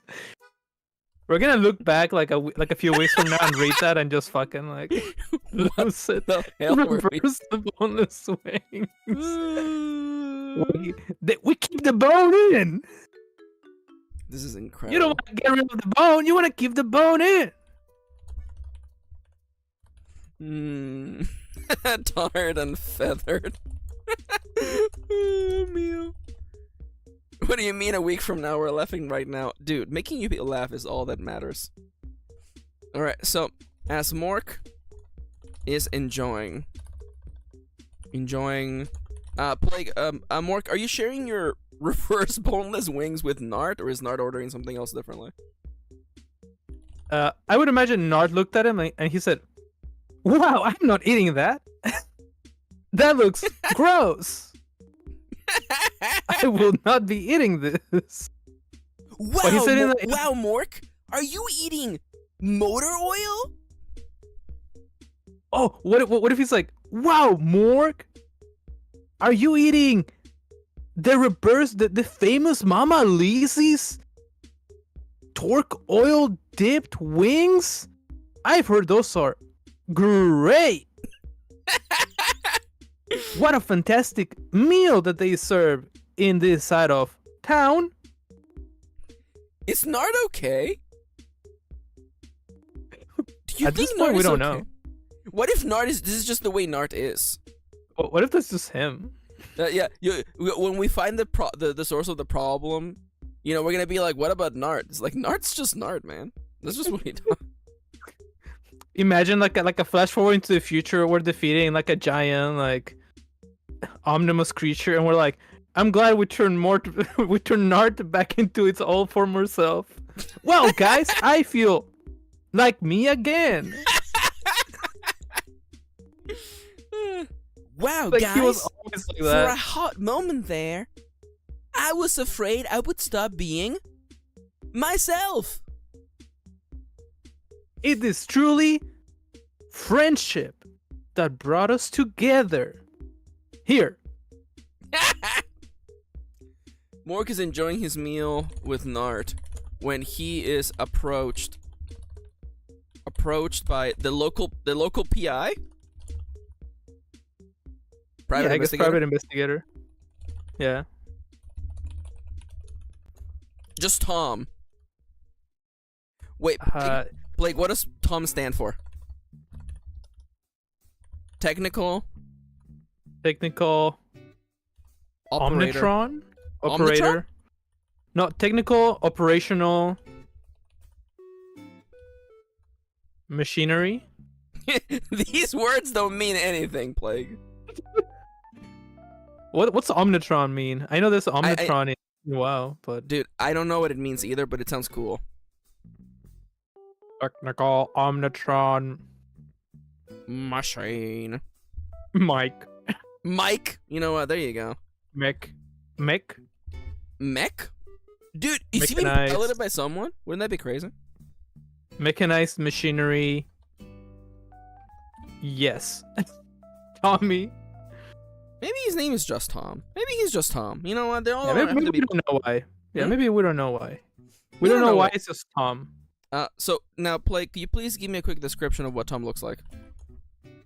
He is like a steam golem, basically. A steam automaton. Yeah. Is he rocking the TMNT Teenage Mutant Ninja Turtles one drip where he has like a big old like raincoat and like a fedora? Yes, definitely. I'm also thinking of like Robo from Chrono Trigger. Dude, he's rocking a coat, a coat and a fedora. Plague, what color is Tom's like chassis? Chassis, is it like golden, silver, brown, copper? I can see it being like gold, yeah. Okay. His chassis is gold. Are there like exposed cables, or does he look like a well-made machine or like a hastily made one? It looks well made, yeah. He looks okay. I have a question. Does he have? Is his face like components, like Robo, like a light, like two light bulbs kind of thing, or does he have like a face like that weird robot man from third Impact? G? His name is G. What's his name? Never Detective Evangelion. Street Fighter. No, Street Fighter. Oh, Q. like Q. Does he have like Q's face? Let me see, Street Fighter. You know, does I he have would a say humanoid so. face? I would say similar to Q, but no mouth. Okay. He has a humanoid face. Save. Like if you combine Q with like Robo from Chrono Trigger. Okay. I like that. What do you think is his demeanor? Definitely very monotone. He has a monotone demeanor. So, you know, hello. I'm doing like the text-to-speech voice. Hello there, stranger. Don't think I have seen you around New Old Town before. Mind if I have a seat? Sure, yeah. You can sit down here. All right. Torque. Mork. I'm gonna ask you to. Could you please do me a wits roll? It's a D6 plus 2, please. Holy crap! You're rolling so well. Let's go. 7 and 8. That's an 8 and a 3. This is the first weak hit of the entire campaign. The two of you start talking. You know, you're having your wings. He's having, you know, he has like a stein, but it's full of anomalies torque oil. Mhm. Maybe he's doing like the following is a reference for people who read A Secret Named Sophie. It's doing like Gam's like thing where he's like drinking it by sticking his finger in the stein, and that's how he's drinking his drink because he has no mouth. As you guys are talking back and forth, he is prodding. He is trying to figure out what your deal is. So say, Mork, if that is in fact your name, what brings an orc as yourself with no background and connection to New Old Town to this place? Isn't it a little strange for one as yourself to arrive to a town with no background, no history? Slash semicolon question Slash mark semicolon relatives slash loved ones slash spouse slash next of kin. He just starts doing like HTML and again. Open bracket B close bracket bolded statement, a statement of force, Space. close bracket, open parentheses. Endearing statement. Next message is typed in bold letters. Hello. That really gets me. Yeah, well, I'm just traveling by. I'm just trying to see what's going on with this town. I want to visit old McLovin's house. That man ain't right. Something's up with that guy for sure. Something is wrong with him, indeed. Have you talked to him? That good old sorry, old man McLovin. Have you talked to him lately? Like it's a voicemail. Yeah, I love that. I talked to him fairly recently. He seemed pretty odd. But yeah, I mean, kind of wild that somebody just broke into his farm. Pretty odd stuff, but in this side of town and where I come from, people are kind of it gets kind of wild sometimes at night. Probably just some drunk man or bear went in there or something. Unlikely, says Tom. His other hand, the one that is not sipping on the drink, that he does the Inspector Gadget thing where like the wrist like falls off or bends out, and like a little like notepad pops out with like his notes. Like the pages like spin until he gets to his point. Yeah, he's totally Inspector Gadget core. Yeah, he's absolutely he's got that Inspector Gadget drip. And he says, unlikely as it may seem, that the percentage chance of an event like that happening on this side of town is approximately 1.56 repeating percent. Unlikely.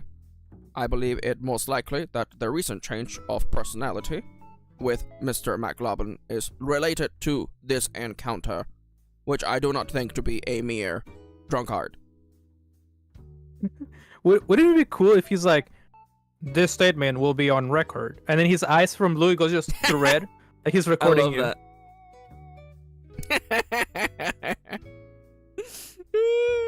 Now, Mork, it looks like you and Tom are both looking for answers.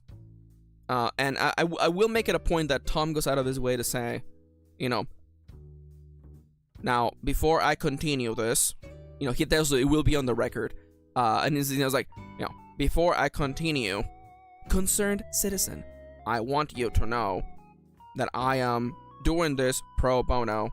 I simply care about the people of this town, and I notice the sudden change in personality of Old Man McLovin, and would like to make amends.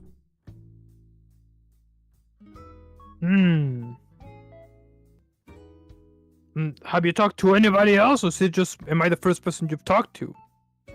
The pages of his little hand notebook flick back and forth, and you see every single one of them. They're filled with writing, but it's not like human writing. It's like freaking Morse code. Or alternatively, they're computer, old computer cards, punch cards, and it's all just there's holes everywhere. It's looking like Swiss cheese up in here. And Tom says, as of this moment, I have interviewed approximately 55% of the people most likely to have information. I am making it a point to ask the local people at this watering hole, Tavern's Tavern, in search of more information. Alas, most of the people here fall within the 55%. In fact, you, Marcus, is an outlier. I would like to further inquire. Oh, that's probably why he gets the names. He's like, please state your name, Marcus. Marcus. Please state your name. You are on the record. It would be funny is I recently had a conversation with our local clown, and then he goes to say the name. Is like, oh, I don't know, man. I'm not gonna tell you my name just because you told me you want me to tell you my name. It was an insightful conversation I had with I told you I'm not gonna tell you what my name is. You know, like no matter how many times you ask, I'm not gonna tell you. Now restating a quote from. It's like from former local man, Fungus Minoid. Ah, you stepped on my toe! Oh! I love that. now stating a quote from my fucking toe! Oh, that's so good. This is a good bit. I'm crying. Monoid! You punched me in my monoids!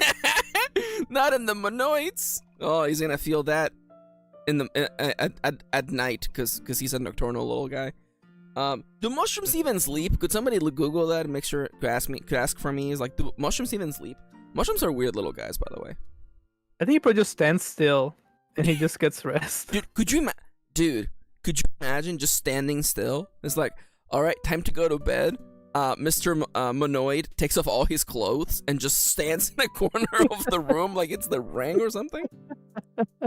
It's just butt naked. It's just a little butt naked dude. He's got his little like mushroom butt. It's like Toad, but he's just ass cheeks, butt naked. He's like facing the corner of the room.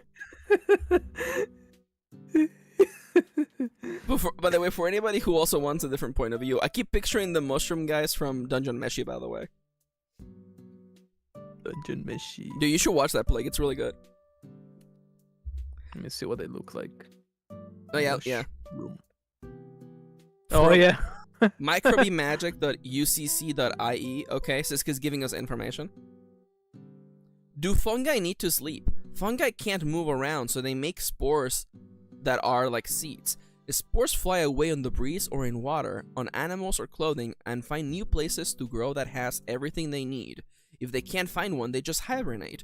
They sleep until the right place comes along. Okay. I can see that, yeah.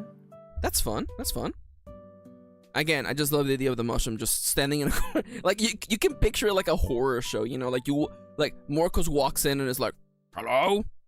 Mr. Mo? It's like we think he's dead. Like he's fully clothed. We think he's dead. He's just like staring into the distance. He's just like, oh hi. You caught me taking a snooze. No, like you touch him on the shoulder. He falls down like a brick, and there's like, in my bones. I was resting my eyes. I was taking a little siesta. This place sucks. How dare you, Siska? Alright, so moving back. Let me actually you know what? Everybody take a chance to take a sip of water, actually. We're gonna do a little have a little sippy break real quick. Yesterday, I was watching Nomiya streaming yesterday, and they were like coughing on stream, and I'm like, maybe you should go get a drink of water. And Nomiya, can you believe this? Nomiya didn't like call me a nerd. They were like, you know, I should do that. That's character growth right there.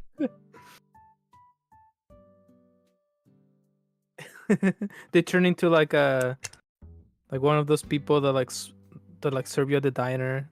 They're like 50 packs a day. They're like, I'll tell you. I don't know why it always turns into Fungus Minoid. Anytime that I do a raspy voice, it always turns into Fungus. It's just Fungus Minoid, huh?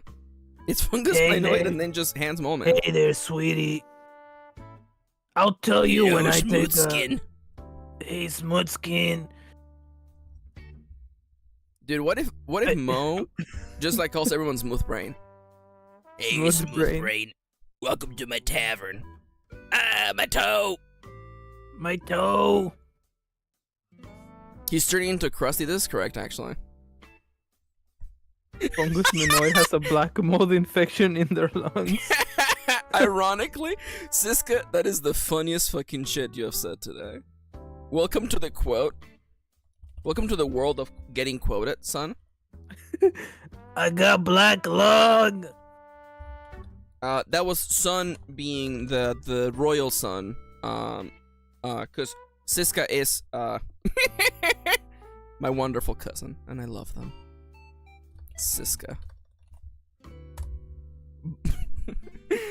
Siska is not a boy derogatory. Actually, you know what? We're gonna take a quick little. I think I want to take a quick little break because there's an anecdote I didn't get to get to yesterday. Okay. We've also made too much progress in the last We've made too much progress in the last hour, so we need to slow it the hell down. So Time to derail this shit. So a week ago, I was hanging out with Plaguesworth. After I had terrible insomnia for 5 days, and I was about to get the fun hallucinations, right?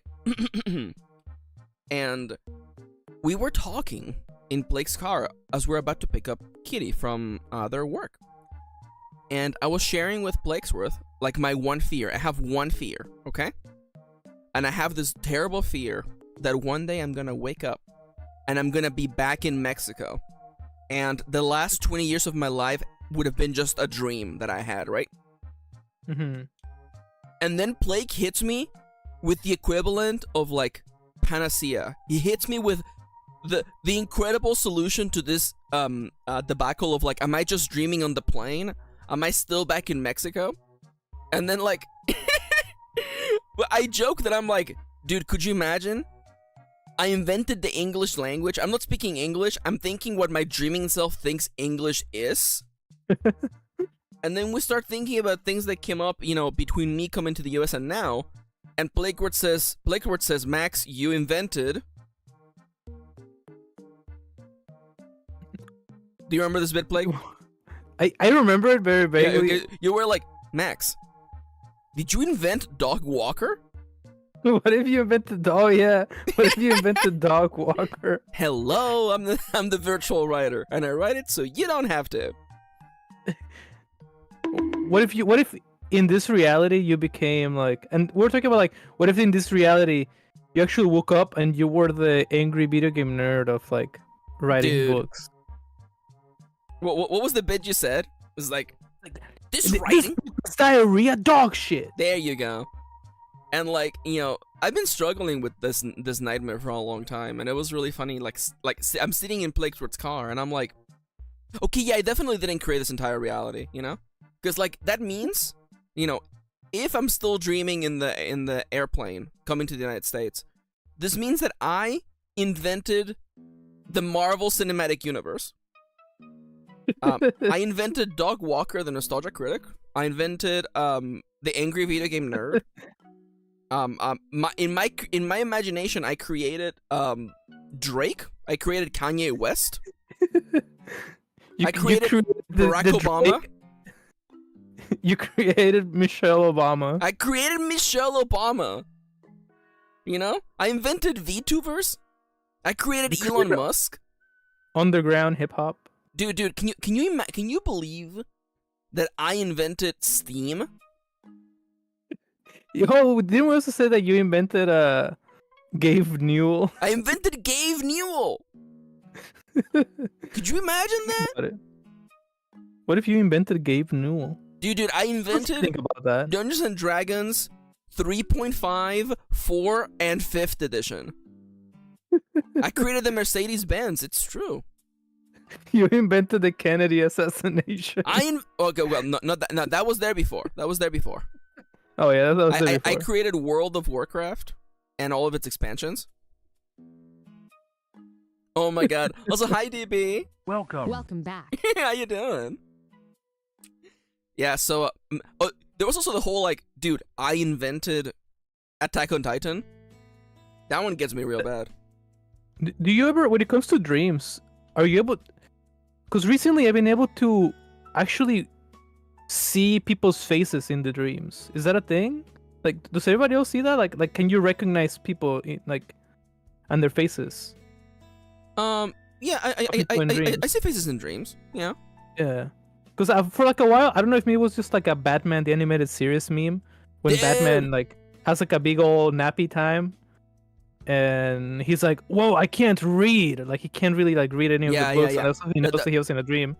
Yeah, that's a good bit. That was a good twist in that episode. Yeah, that's a good bit. Because I didn't know if that was an actual real thing that people just can't read in dreams. Oh no, you cannot. I mean, normally you can't read in dreams. Yeah. Your brain can't create faces, so every face you've seen in your dream is someone you've seen before. I can see that, yeah. So fun fact, one time, so okay, get ready for this, is gonna be fucking dumb.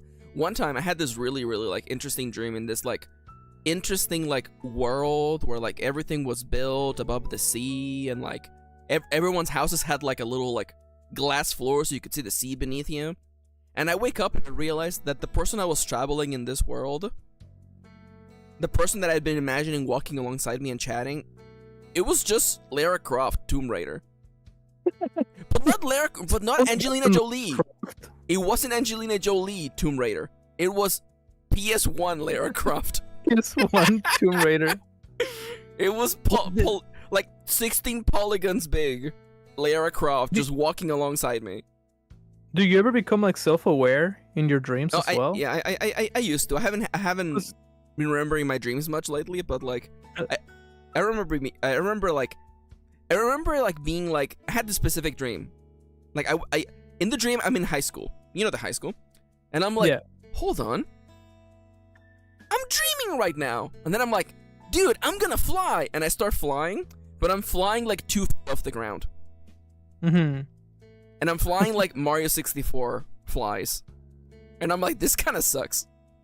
Well, like similar like that, there's times where like I just become self-aware and I'm like, oh fuck this dream, and I just fly off. Like I remember vividly, I would get like this one dream where it's like a Wild West shootout, but it's weird. The Wild West environment, it's a combination between the Wild West from Back to the Future 3 and the Wild West outlet in the Overwatch Hollywood.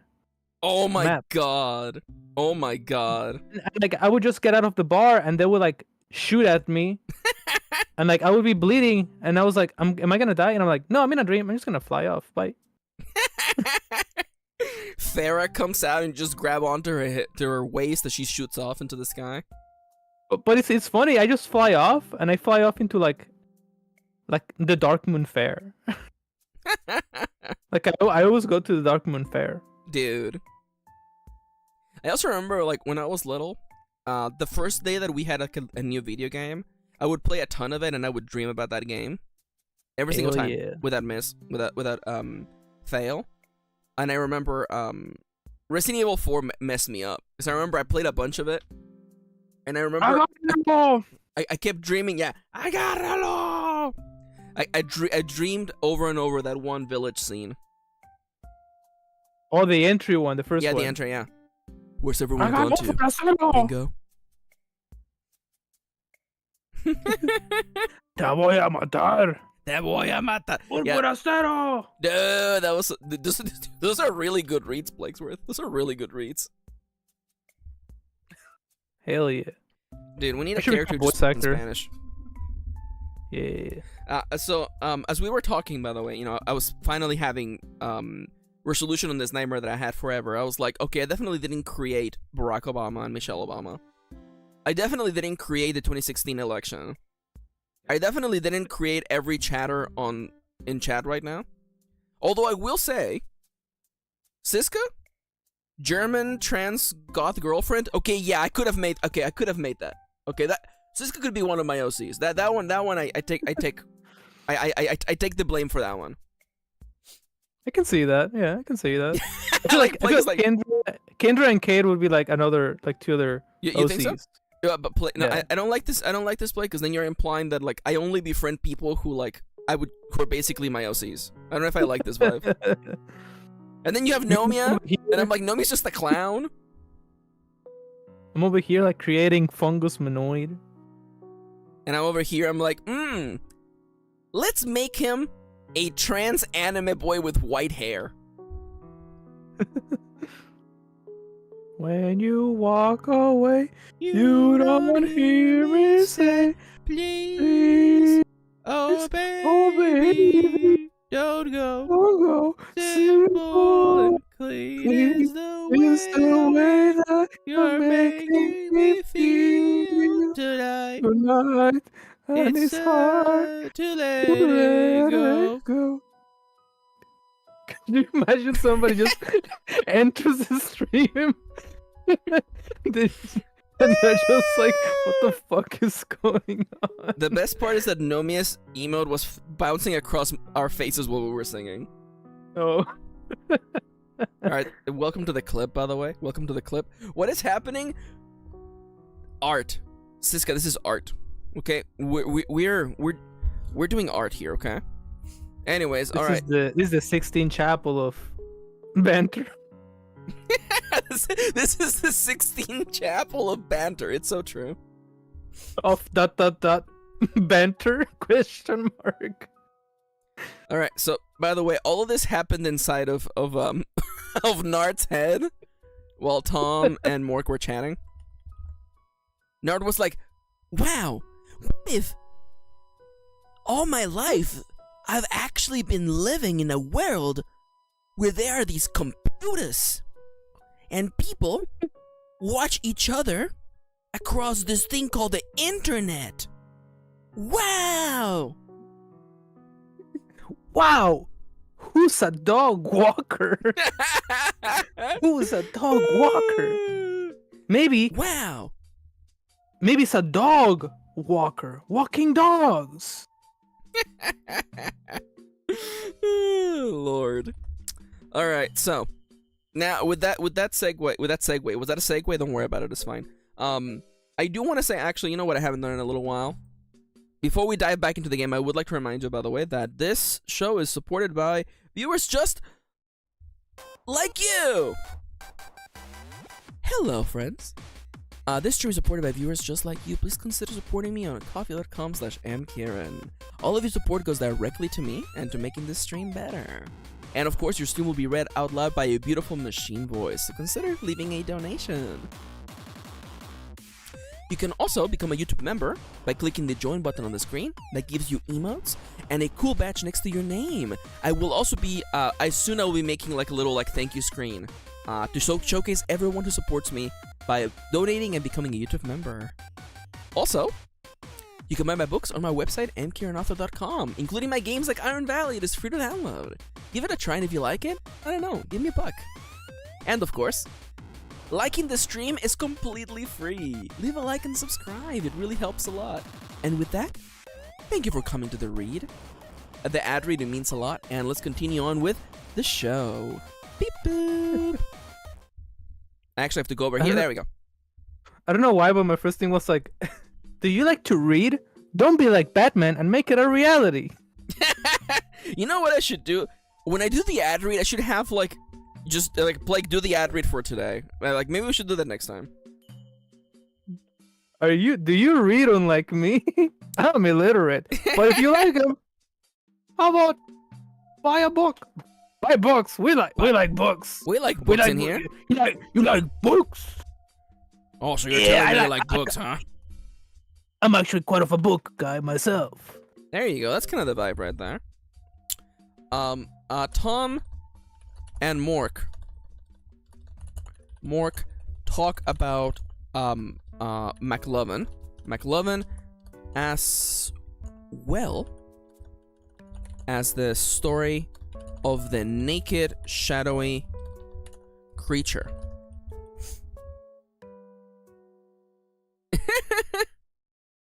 Aw, I'm sorry to hear that your campaign ended, but there's a bunch of games out there, and Iron Valley will always be there when you need it. As well as the story of the naked, shadowy creature. So what do you think is the takeaway here? Do you think, clearly you guys are gonna be working together? I get a feeling of that, right? Yeah. Now, I think, because I don't want you to just be following around McLovin, so here's what happens, okay? McLovin's little, rotating notebook goes back into his wrist. His hand pops back into place. A little, bits of, jets of steam shoot out of the wrist before it's locked into place. And then he says, as you have no doubt surmised by now, Marcus, I am currently at a dead end. I have questioned 55% of the people in this town who would provide me with meaningful information, and yet I am at a dead end. I think I need an outsider's point of view. Marcus, would you be willing to help me solve this mystery for the people of New Oathtown? Friend? Question mark. Stop. Stop. Dude, I fucking love Tom. Siska says, every time Tom needs an emphasis, he borrows it from someone else. I do kind of like that. Oh my god, DB, hell yeah. Whoa, you know? There's no... I'm gonna be straight up honest, I have nothing better to do. That is good. I am happy that we can join in this adventure together. Marcus. So, let me express now my greatest gratitude. No, my toe! Oh, thank you for getting off my toe!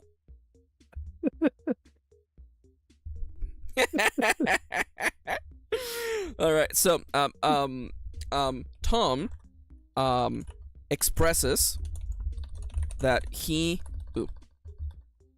is at a dead end questioning the people, the locals, and asks Mork for help.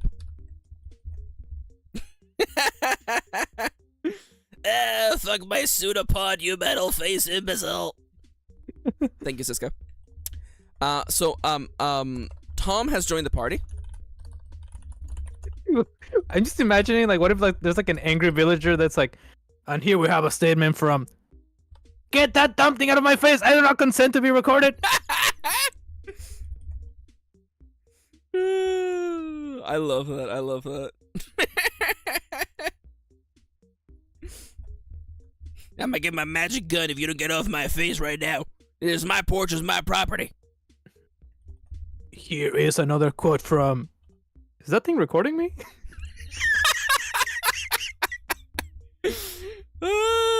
Now you make me think that Tom has like a microphone that pops out of his chest.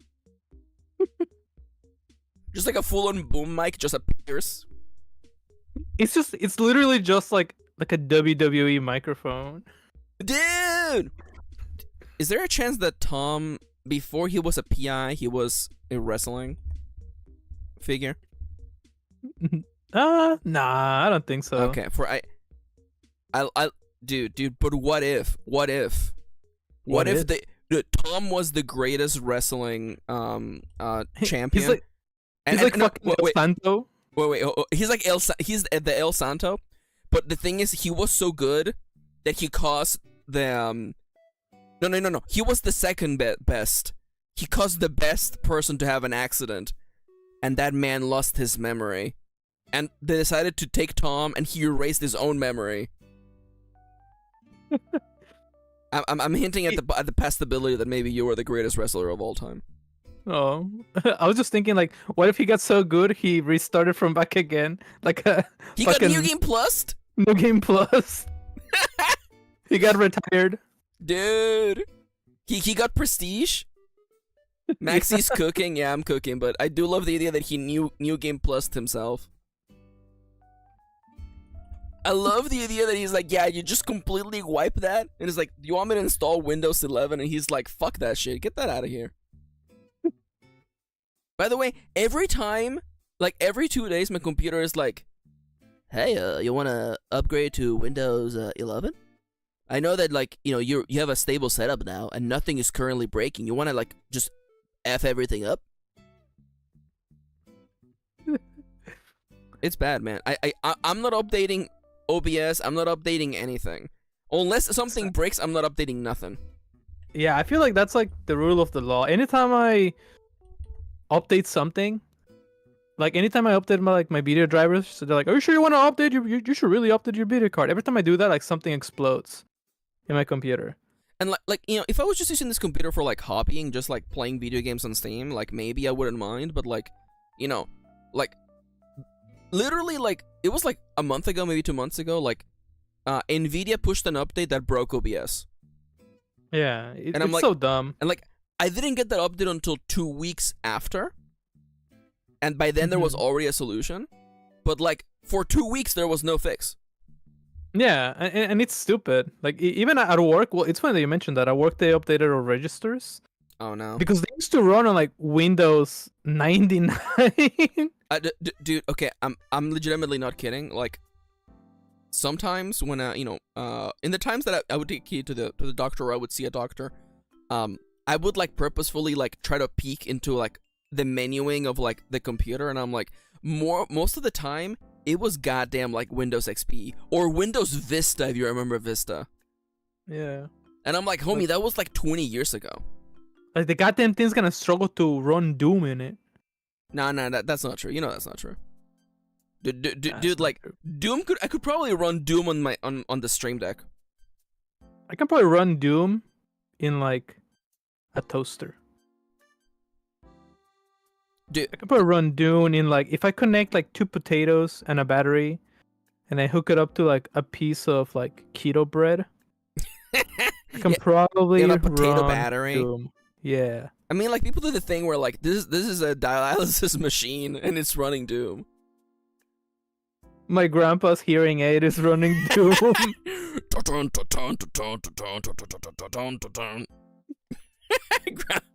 Grandpa at his like newborn like grandchildren's like birthday,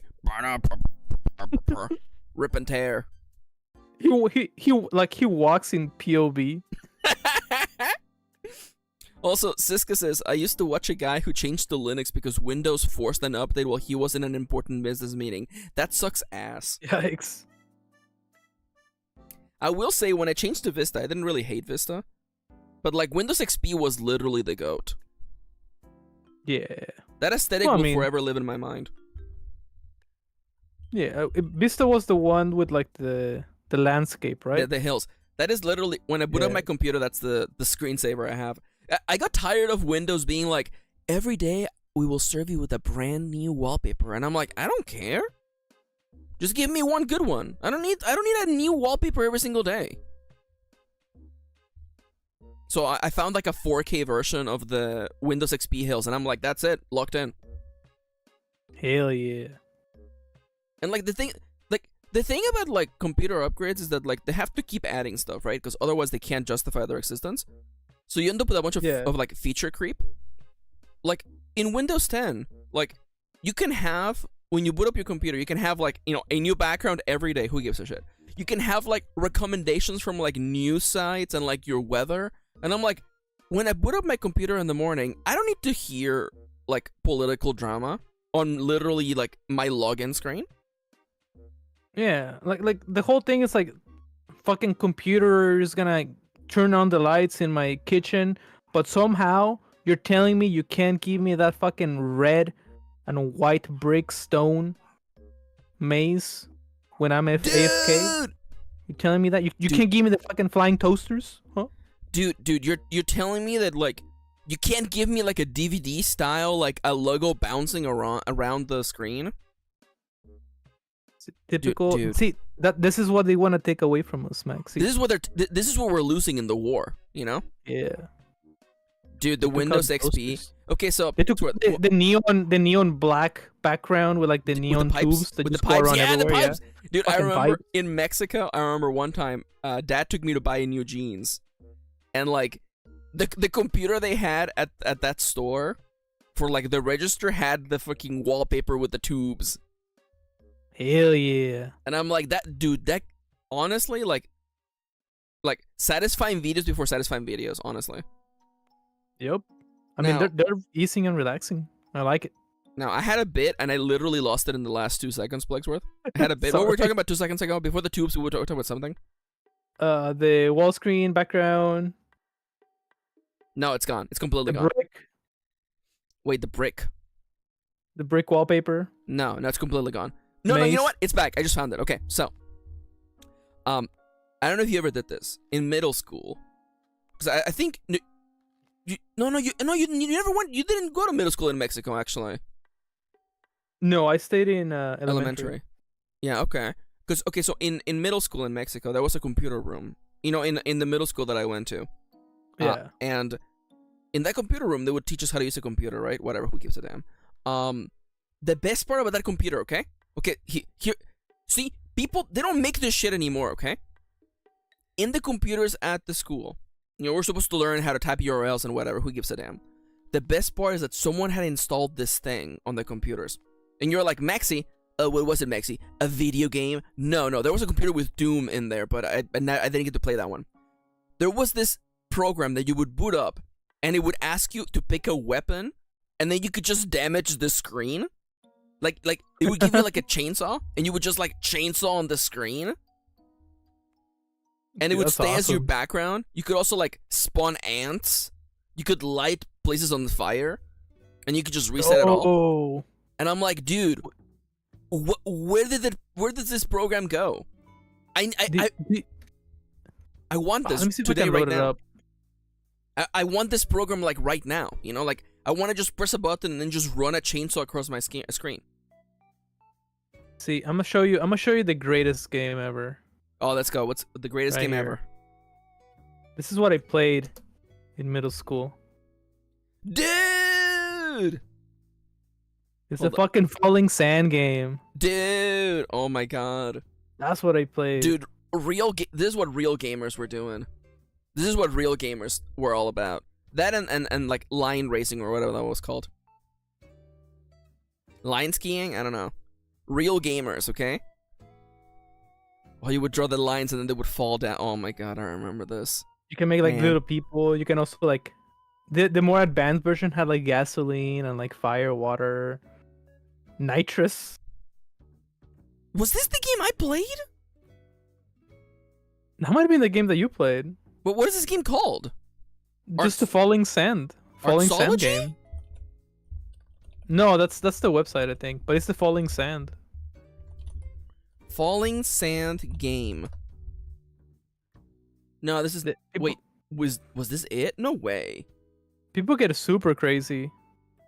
I'm here. Hi, Noms. Nomia's here. Oh, this is crazy. You can have like little people. Yeah, you can put like little people. This is, I think we did have this one, but this is not the one that I played. Dude, what if I did a stream where I just played the falling sand game? It's just banter and falling sand. It's just I mean, tomorrow's gonna be banter and and just Vampire Survivors. Dude, like, watch how hard this goes. Oh, sorry, you can't see on the stream, but oh, I'll send the link. Yeah. Hell yeah, dude, it goes so hard. Well, like, speaking of that, like, when I got to high school, I would just get like a little flash drive with like Mugen and 64 emulators and just play it in the computer room. Dude. Oh my god. And it's cool because the library lady was like super chill. Yeah, see, your library lady was super chill. The library lady before that, she kicked me out of the library because I was literally on the .hack official website for the anime. That's so stupid. She was like, no, I don't know what you're doing. She like she crossed her arms and was like, no, get out. Turn that off. And I will say, I don't want to say that lady was racist, but she did let white boys install World of Warcraft, so why do I know? I will say... So you're telling me that when the brown kid is just at an anime website, you kick them out? But when white boys are installing video games on the freaking school library, that's okay? No, I mean, that lady, like, they probably fired her for sure. Yeah, and then we got the nice lady. Maybe I saw her like once or twice, but like... Yeah, she was mean. She once made fun of me for what I printed from the library machine. You know, I paid for the printing stuff, but then she just like laughed at what I printed. Gosh. Yeah, she was mean. But then it's funny because then the lady we got after, she was nice, but then she like eloped with her boyfriend and never came back. Are we thinking of the same lady? Like the older blonde lady, probably like mid-40s? Yeah. She eloped. Because she wasn't there on my last year. Oh, because she was there through my whole. Did she come I back? don't know if I don't know if it's the same lady though. Might be a different lady. The lady, it might have been a different lady, a different blonde, white lady. But she was like super chill because we would only have like out of the 6 periods we would only have 5 because I was taking like an AP class for art. So they gave me like a free block that I could do whatever I want, and I chose to do library basically. Dude, so we just organize shit and just be like a the greatest power. Assistant. The greatest power. Dude, if they had given me the chance to be at the library, I would have. I already spent most of my lunches at the library to begin with because it was a great place to get ahead on schoolwork, but also just like chill with friends. Yep. Yeah, you were there for my last year, weren't you? I think so. Yeah. Yeah. Shout out to schools and libraries. Shout out to that lady. Shout out to that lady. On the eve of Teacher Appreciation Day. Wait, shout out to teachers. Shout out to teachers. Is Teacher Appreciation Day coming up, or are you making a joke about that bill being passed? I thought I saw a TikTok about teachers being appreciated for Teacher Appreciation Day. Or am I tripping? When is Teachers Day is May 7th. Oh, it's Teacher Appreciation Week. Okay, yeah. Okay. Maxi, what bill are you talking about, Maxi? Don't worry about it. Oh. Okay, what was it, Tennessee? Yeehaw. I think it was it was Nashville, Tennessee.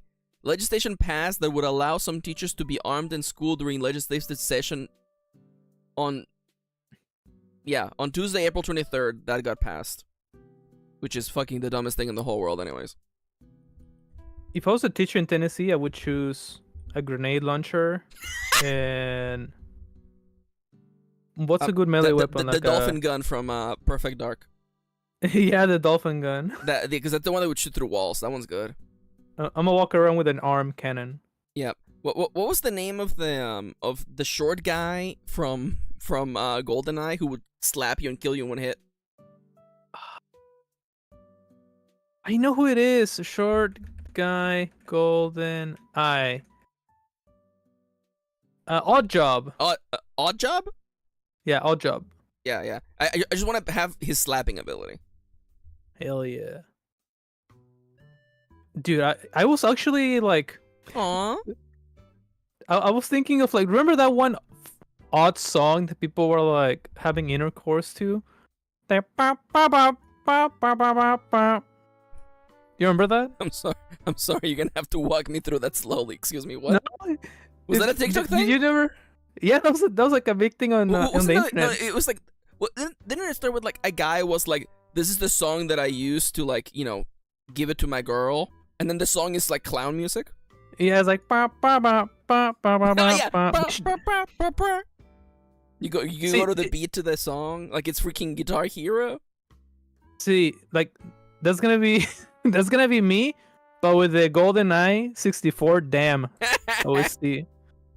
Bum bum bum.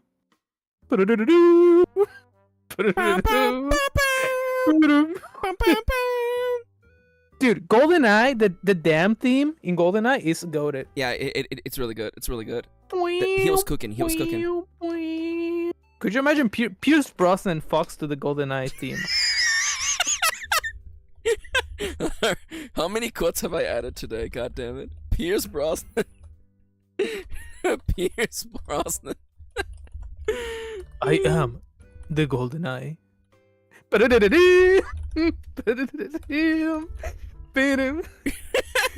And the guitar solo, dude. When the guitar solo plays, it's a fucking like, it's already a banger, but then it becomes a golden banger. We have steered so far from the path, Plague. I do want to say, like, I believe you know what, Plague. Is it freaking Rufus's March from FF7? Now that's a good song to like to give it to your significant other. FF7 March song. FF7 March song. I can't play this because it's gonna get absolutely claimed. There you go. Okay, I'm gonna copy this. Plaguesworth, I want you to live react to this song, please. Okay. Make sure to double check that it is in fact the song. Let me just double check it real quick. Do I click the stream or do I'm gonna show you a link. Okay. Okay, that's it for sure. Okay. Okay, let me just... Music is playing again. Good, that's good. Plaguesworth, I've sent you a link. I want you to live react to this song, okay? Alright, I'm ready. I'm gonna click it. You're enjoying some private time with your significant other, and this is the song that you have picked. Oh god. The build up.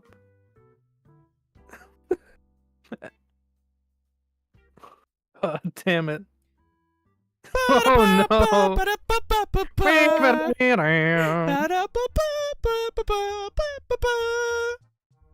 And you can hear Pierce Brosnan going like, I am the golden eye. There you go. I'm sorry, DB. I'm sorry that this had to happen. But unfortunately, this is the what it means to make content. Anyway, let's get back to the... No, Mia, you should read the context of what's going on in Secret Chat. The Macklemore dropped the hottest song he's based.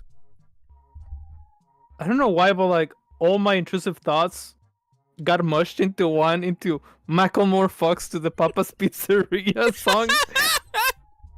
Okay, all right, and then all right, Plaguesworth. Macklemore fucks. I've never actually. Oh, no, but like, Papa's Pizzeria is the platformer, right? All trains collided in my head at the same time. The train station is on fire, and all that remains is Macklemore fucks to Papa's Pizzeria. I just typed to the Papa's Pizzeria. You know, that's funnier enough. Okay. All right, Mork. So again, this entire segue happened inside of Tom's mind, by the way. So forgive me. It appears I spaced out for approximately 18 minutes and 25 seconds. Nonetheless, Morcus, I hereby join your efforts to discover the source of the naked shadowy creature, or so I heard. I hope we can engage in some jolly cooperation. Yay! Alright, well, Morcus, is there anyone else you want to join the party? I think we got 3 people. We got 3. I feel like, yeah, I think that's doable. Yeah, and all of them have not you, you're good, but Nart and Tom both have terrible speech patterns. Should we just bring in the clown? You think Jokin is just there?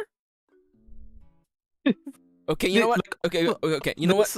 Like the Final Fantasy Rufus theme was going on inside Jokin's head this whole time. Hold up. Is Jokin in this scene? Jokin is in this scene. Alright.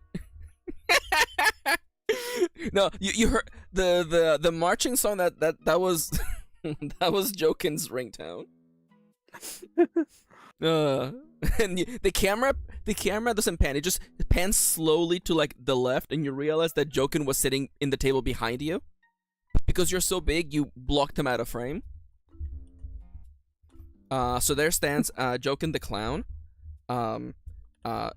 Jokin the clown happened to be on the scene. It has nothing better to do today. Nothing better to do. So he joins the investigation. His act got pushed back by Spinny the rat again. Yeah, I was gonna do 5 o'clock today, but you know, Spinny, plans cleared up. It turns out, Spinny, he was gonna go meet his family, but they said, do your art, and I'm like, man, I wish my dad would call me, but anyways, so not to trauma dump, sorry, it's part of my act, you know how it is. Anyways, so you guys doing anything today? Hey, is that Tom? Hello, citizen. Well, if it isn't... Yo, shit, man, are you putting that thing on my face? Is that recording? So nice to see you again. So now we have the classic Final Fantasy party of 4 people. We have Nart, Mork, Tom, and Jokin. This is a great party. This is a great party. Mork. This is a perfect blunt rotation. Oh my god, Nomia. If you should watch Nomia's VOD from yesterday, by the way. There was a frog that trauma dumped, and it went really hard. My brain read that as something else. Did read it as Donald Trump for some reason. Yeah. Donald Frog? No, there's a character concept here, and we're gonna like walk away from it. Trummel dump. Trunnel dump? Dude, it's my dyslexia! Dude. Drama tump. Anyways, alright. I blame Maxi's dyslexia.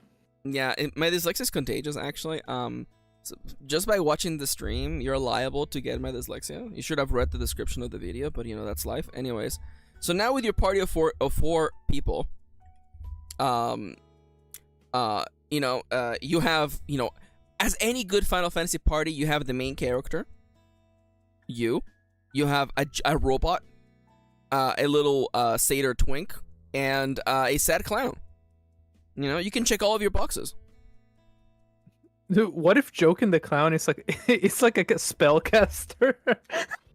Hey, oh yeah. I don't know what why do you is do in it combat? suspended on Oh me? yeah. Oh no, I know fire magic. It's just there was that one arson charge, and I'm trying to keep it on the down low.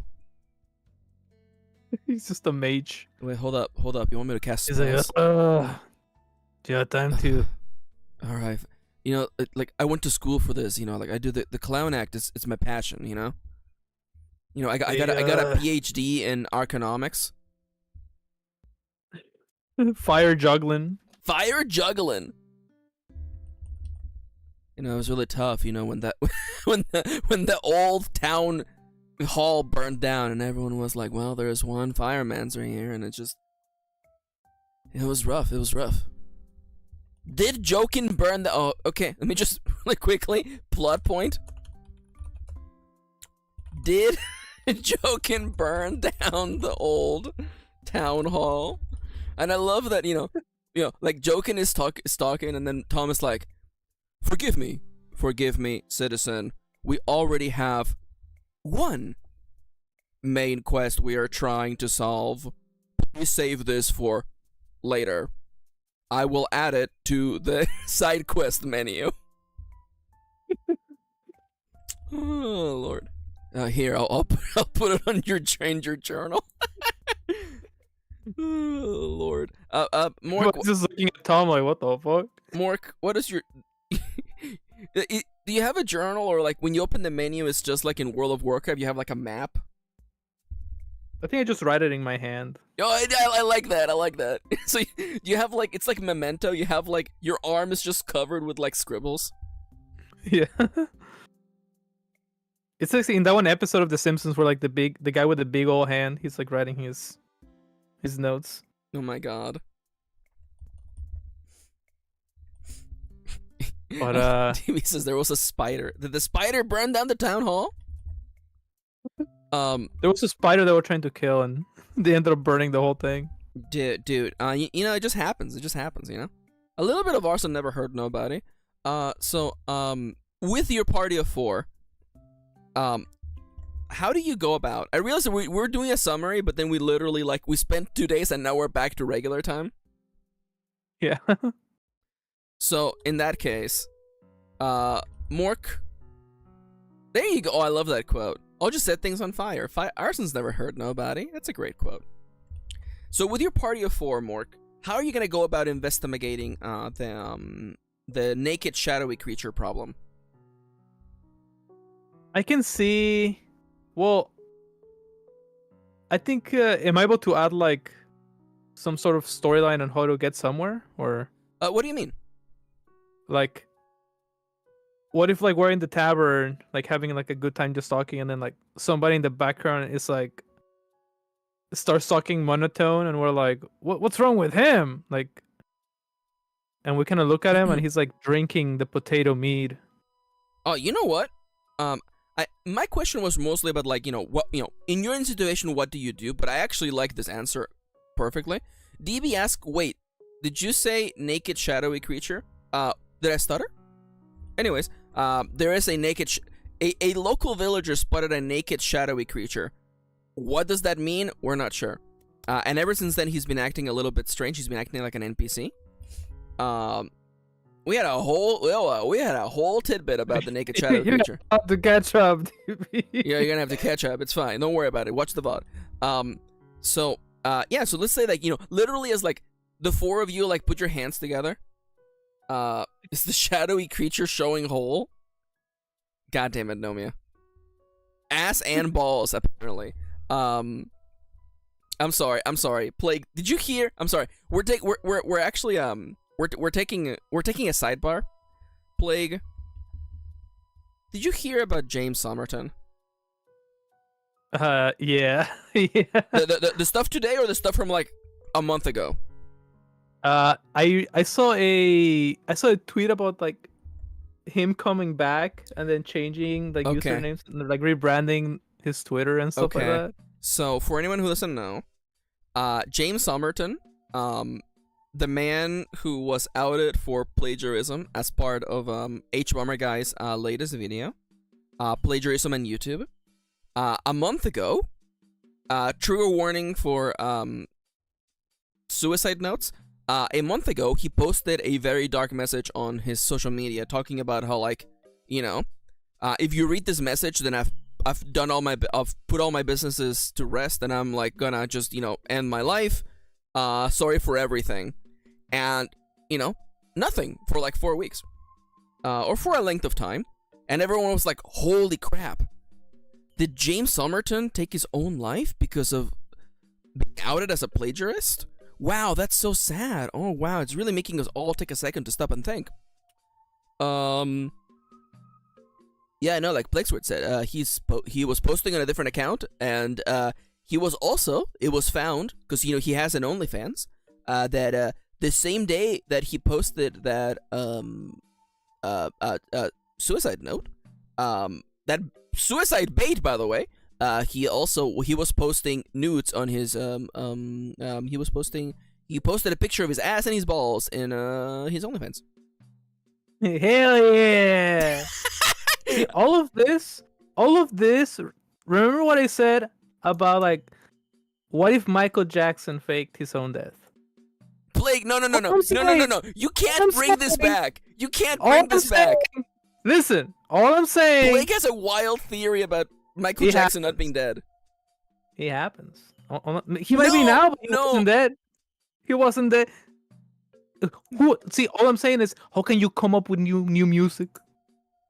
New music when you're dead. Think about it. Dude, he had a bunch of samples everywhere. Oh, yeah, I'm sure. Dude. Literally, okay, I'm gonna be honest with you. Literally, if I were to vanish today, there is like 4 novels in this computer right now. You'd be like, how can Max be releasing books when they're gone? When they got isekai'd? When Maxi got pulled to be in the Avengers 2? They uploaded Michael Jackson into the computer ether. Michael Jackson is in the Digimon world? All I'm saying is maybe he wasn't. Shimon! It happens. It happens sometimes. But yeah, we brought that back, by the way. Earlier when we make the Michael Jackson sounds, it was actually set up. By the way, on the first episode, I talked about how like when Mork walks into Inferno for the first time, and like everyone is celebrating, I was telling you that in that room were all the characters from the story, but we didn't know they were there, who they were already. I want to tell you, imagine that picture, imagine that scene, and as we go through the series, characters start popping up. So for instance, when you replay that in the opening of the anime that is the story, suddenly you see that Thomas in the background. You see that like Joken is like in a corner with a drink, looking sad, and Nart is just like somehow he's behind the counter. This is like the JoJo's Bizarre Adventure, like episode 3, theme number 3. Yeah, like Yeah, you know that one. Things change. Things change. Okay. Are they doing one of those weird dance intros? Oh, probably. You know, I definitely Morka's like rips the carpet a new one in the open. You know what I'm saying? Actually, you know what? Actually, I know exactly. This is Aka anime theme 1. Shadow and Truth? No. It's Aka. Shadow and Truth? Shadow and Truth, I think it's called. It is called Shadow and Truth. Okay, Plaguesworth. Everyone, I'm gonna ask you to open this in a new tab, Plaguesworth. I want you to like listen to this, react to this live. This is like this could be the opening for this anime, by the way. It says this video unavailable. This video contains content from WMG who has blocked it from display on this website or application. Watch it on YouTube. Oh no, yeah. You can't be embedded, but just click on it. Let me see. You give Shadow and Truth, by the way, from the anime Aka. Hell yeah. I like this. This is very Cowboy Bebop. Yeah, it's very Cowboy Bebop. You know, it doesn't matter how many dumbbells you lift. Asuka Langley will never be real. Asuka Langley. Asuka Langley will never be real. Sorry, what are we referencing? Don't worry about it. Anyway, yeah, Shadow and Truth, great song. Evangelion, Genji. Get on the Evangelion. Is it? I told him. If you had Plaguesworth and Maxi do the Donald Trump voice in your bingo boxes, feel free to check that box. All I wanna say. Okay, all right. I don't have a good reason to say that. You're the best. You're the best, oh mate. Dude, this song's a banger. It's really good. It's on Spotify. Yeah, it's really good. It's a good song. See, the thing that people don't realize is that like for anime, they just grab random band songs and they're like, all right, can we commission this to be the theme for our freaking anime? And then that band just pops off. You think All Might fucks to that song? No, he definitely does. It's probably like My Hero OP. I would say probably 2 or 1 or 3. He fucks to the Star Spangled Banner. Dude! No, that's Duke Nukem. That's Duke Nukem. Dude. No. What if Duke Nukem is probably something sentimental, honestly? Macho Man, maybe? Macho Man. When I think of Evangelion nowadays, says Nomiya Vikshi, all I think of is Garfield and the gay piano. You're gonna have to give me some context for this. Alright, Plaguesworth. So as you're literally, the 4 of you have your, like, hands, like, together, like you're about to do a play in, like, football. And you, like, you put your arms up. We do the anime thing where there's, like, a ray of light behind you guys to, like, highlight the fact that your union will bring this to great fruition. And then the camera zooms out. And you guys are standing in Tavern Stabern with light behind you. And then we see a guy put down the bottle of the potato mead. And then they're like, wow, it would sure be great if somebody could take care of those storm cloaks. Oh, shit. And I don't know if would it be too much if that person, like, attempts to walk, but they walk straight into the table? Wait, what you mean? What do you mean? Kind of like an NPC, like, glitching out where, like, you know, like they're trying to walk into an object but they don't move, so they're just walking in place. No. Well, I guess, like, they're not going through the table, but they're like no walking, but they're like bumping into the table. Yeah, bumping into the table. Now, Plaguesworth, I think we should take a quick second, because we're about to investigate this victim of the potato meat, right? Yeah. So I have a question for you. Do you want to roll what this NPC? Oh, that's so mean, man. Do you want to roll what this person looks like, or you want to just tell me what you picture in your head? We can roll it. That'll be fun. All right. We haven't done that. By the way, shoutouts to Brotato, by the way, a member of the community. They made a few oracles, and I had them here ready to go. In fact, there's an Iron Valley rumor oracle The oracles show the random tables, by the way.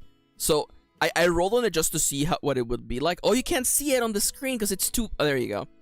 The Iron Valley Oracle rumor by Potato. The rumor is: look at these old newspaper clippings. Could it be that the mayor has been dead for 20 years? I love that one. We're not gonna use it, but it's hilarious. All right, let me just make a town here real quick. Okay, Plaguesworth, I'm gonna give you an option, okay? This NPC can either be a wombat or a concubus. The fuck's a concubus? A concubus is a general term for succubus and incubus. Okay. So instead of it being gendered, it can be like a sexy demon person or a wombat. You know what a wombat is, right? Let me Google it. I'm thinking of a koala. Wombats are really cute. The best part about them is that when they poop, their poop comes out as little blocks. Like Minecraft? Yeah! Literally, Wombat poop. Google wombat poop. Yo, what the fuck? Yeah, they just... This looks like brown sugar cubes. Well, I'm telling you, don't bite into them. They're definitely not brown sugar cubes. They look like Tootsie Rolls. They do look like Tootsie Rolls, huh? Let's go with a wombat. I kind of like a wombat. And he's like a little farmer. He's like oh, what's it called? Those little farm dudes, the toys. Oh, you're thinking of oh my god, the one that Kitty likes, right? The one that she loves them. Kitty, what's the name of the little animal families that you love that we're not allowed to buy because then their whole house will be filled with them? You know, what are they called? Also, welcome back, Kitty. Also, Dale is correct. Wombat. Yeah, wombat. Calico critters. Yeah, he's like a little calico critter dude. Wait, Nomi says succubi and incubi are technically gender-neutral terms. Are they really? Huh. Anyways, as the party celebrates their union. Plague, what does this by the way, their name is Pepper. What does Pepper farm? Peppers. God damn it, Plaguesworth. What, ghost peppers? Peppers farm. Their union. Local wombat farmer. Pepper's pepper. Pepper's pepper? Yeah, Pepper's pepper. I almost wrote Pepper's peeper, but you know what's fine. Succubus are bottoms and incubus are tops. Really? No, absolutely not. I have never looked at a succubus and thought, oh, she's definitely a bottom. You know what? World of Warcraft succubus. You're gonna look at this girl. You're gonna look at this fucking. I've never seen any bandanas in any of their pockets, so I don't know. You're telling me that the succubus from World of Warcraft is a bottom? Are you telling me that this demoness is a goddamn bottom?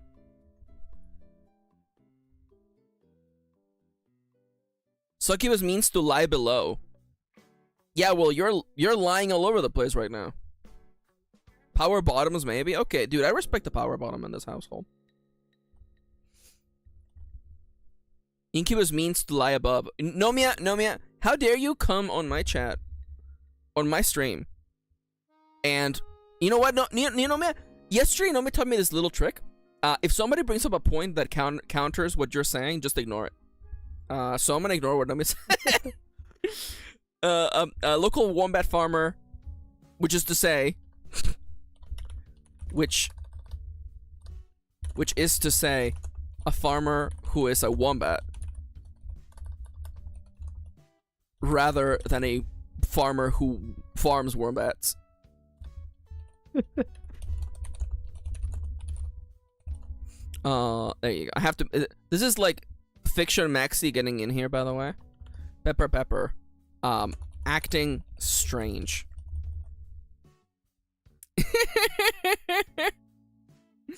They're probably like, welcome to Pepper's Pepper. How can I help you? Hello there, and welcome to Pepper's Peppers. How can I help you? Can I interest you in my fancy red pepper? No pepper sauce? Did you know that green peppers and yellow peppers and red peppers are all the same? They're just different levels of maturity. Much like my children. Ha, ha, ha. I have 15 kids and a loving wife who also likes peppers. They all like peppers. They I like love me peppers. That's why I they like- call me Peppers. The village likes the peppers. I like the peppers. This is like some what's the name of the rabbit dude? The what? The show? There's like a show with like the rabbit Arnold? Harold? What? Wait, you mean Hey Arnold? No, rabbit dude cartoon. Wait, a rabbit who raps? No, what the fuck's the name of the dude? What are you talking Rabbit about? Dude cartoon. There's an old cartoon with a rabbit, not Bugs Bunny. And no, Okay, what does the rabbit do? maybe Bunny? No, but what does it do? No, he's just like a little dude, and it's just like a slice of life type of cartoon. Wait, you mean Arthur? Arthur, yeah, Okay. that's what I'm thinking of. Sam and Max. I was thinking Sam and Max Dale, actually. You're correct. By the way, if anybody's wondering, we're not doing dailies today. We're doing only actual play today. He's an aardvark? Okay, listen now. Oh, Nomia's pissed. Are aardvarks from goddamn Australia? No, they're from Saharan Africa. Okay, never mind. I was like, is Nomia taking this personally because they're from Australia? Are aardvarks just anteaters? Oh god. Aardvark Is that like, versus anteater. or is lanteater like Okay, here we go. a Okay. racist term for aardvark, Uh, or a slanderous term? I don't know. Okay, anteaters live in the forest of Central and South America. They also don't have ears. They don't have like big ol' ears. Aardvarks, Oh, aardvarks kind of look like bandicoots. okay. Kinda. They have big ol' ears. I like bandicoots. They're tiny. Look at them. Yeah, they're little guys. Basketball. Basketball. How dare you bring up basketball? Anytime I see one, like they just look like basketball. They could say something like that. No, Mia, this is not a rat, but please enjoy this Tiny. bandicoot. Tiny soup. Tiny soup. I like the soup Basketball. basketball. He's just a little guy. Look at it, this little guy. Just a little guy. He looks like a chinchilla. He looks like a chinchilla mixed with a rat. Do you remember the Skaven? Dude! Dude, Skaven are sick. Dude, Nomia would never like the Skaven. Nomia would not let rat boys be rat boys. Excuse me, I googled the Skaven and the third image was all this like sexy Skaven, and I'm like, don't put titties on my Skaven, please.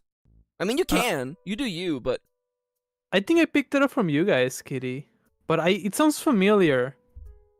oh, but Plague, I'm gonna share this Basketball. on the Discord as well on the stream. But like, dude, I was looking up Skaven figures and I got this little guy. Hell yeah, that guy's cool. Dude, check out this guy. Check out this little rat soldier. Just a tiny dude with like a big old rifle. Dude, I like this guy. What do you think? You think he's just got like shorts underneath that? He's like I wanna partake in the overtaking of the tyrannical human government, but I also want to be comfy underneath this. Bro has like boxers with like the little heart shapes. Dude, let's go. He's covering his rat features. Well, yeah. You know what? Okay, little rat. Here you go. This is for Nomia because I love Nomia. I'm gonna hit Nomia with a picture. Oh, here we go. Here we go. All right. This is the equivalent. Instead of shaking like my keychain at Nomia, I just show them a picture of a rat, and that pacifies Nomia.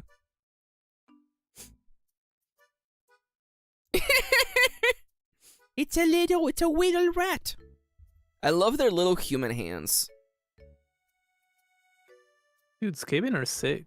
Dude, Skaven are Little pretty rat good. dudes are sick. Yeah, there should be more rat dudes. There should be more rat dudes, honestly. You know what? I want to make a note. You know what? For next session. Okay, I'm gonna leave it open so we can like look at it again later. Notes for next session. More rat dudes. You heard of bad dudes for the SNES? Get ready for... Actually, for the NES. Get ready for rat dudes. Could somebody just redraw the cover of bad dudes for the NES, but just make them rats instead? Oh, by the way, you know the whole time that Peppers was like... I love my family, but I also love living in a community where I can make a living off of my veggies. You know, peppers only really they kind of break even sometimes, but I do enjoy selling peppers to my fellow people. They're doing that. They're literally standing in front of you, by the way. Their eyes are like blank. This guy ain't right. Morcas, you have literally your Charlie's Angels with you. What do you do? I want to say,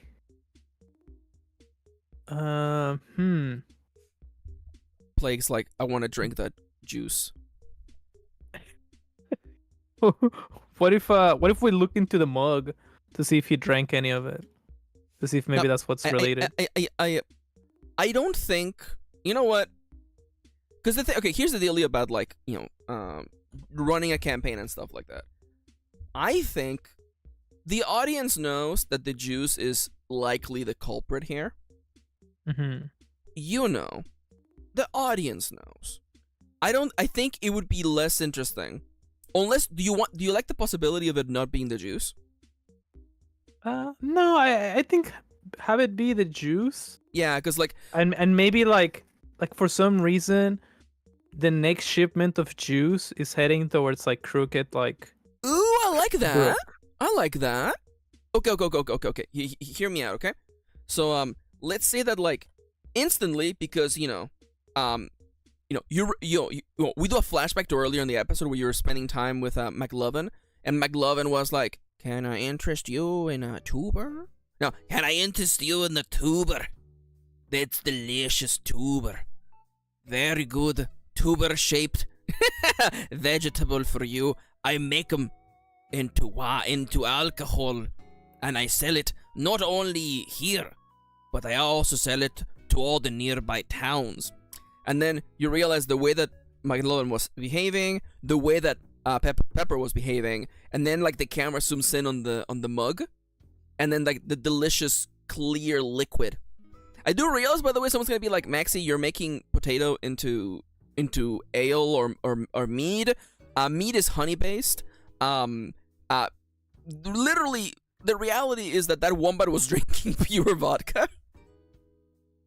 Because vodka is made with potatoes, I think, if that is incorrect. If that is correct. I mean, beer is pretty starchy, isn't it? Yeah, but like, like alcohol from potatoes, I think, is literally just vodka. Yeah. I guess you can make potato vodka. Oh no, you know what? You can make potato beer. Never mind. I'm a liar. I'm a liar. According to putsmart.com, you can make beer and vodka out of potatoes. Beer is hops. According to PutSmart, you can make beer. So we're gonna leave it at that. Let's make it a little bit more magic-y here. Plaguesworth, what color is the liquid inside of that mug? Purple. It's purple. Is it like shimmering, like it's like glitter, or is it just like? Yeah, it's like purpley glittery. Okay, it's like purple glittery. Like it's again, like it looks tasty. You don't know what's in there again, and you're assuming that the potatoes in this world look like our potatoes. Maybe they just look like ube or something. They're like freaking like big old purple. Yeah. They look like the crystal ball emoji. It's like those purple carrots where it's like super purple and it dyes any other carrots when you're like boiling them. Yeah, like that, like taro. taro. Yeah. There you go. Taro. Why do I feel like Mork is gonna like? This is a very like Kronk moment, but like you pass your finger over the table and like taste it slightly, and you're like, yes, that is absolutely potato. Everybody would do that. This tastes like potato. At this point, you know, at this point, you hear a tiny little voice coming across from the tavern. Standing on the bar is none other than Funigus Mo. That is our world famous potato beer. We just got a new shipment in. Pepper loves that stuff. He had to have the first sip. Good thing McLovin still had one more shipment. Wait, hold on a minute. You stepped on me. I won't tell you my name. What did you say again? There is another shipment of this here potato beer. Yeah, I told you to delete that. Didn't get my name right. That's not my name.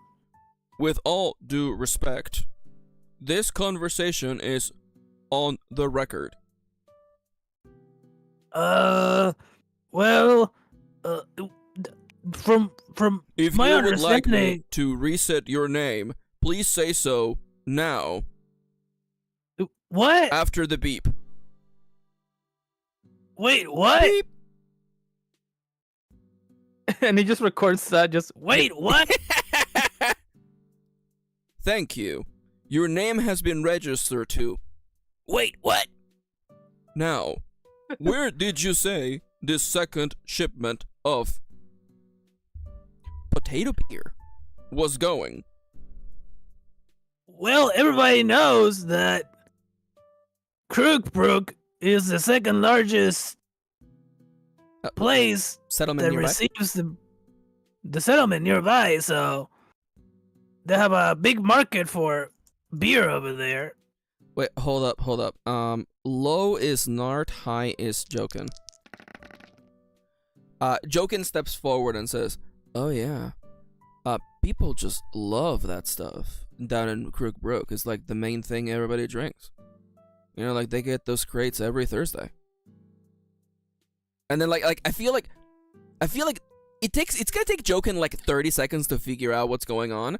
Do you think like, you know what? I feel like Nart is like, wow, it sure would be bad if other people drank that beer that changes you.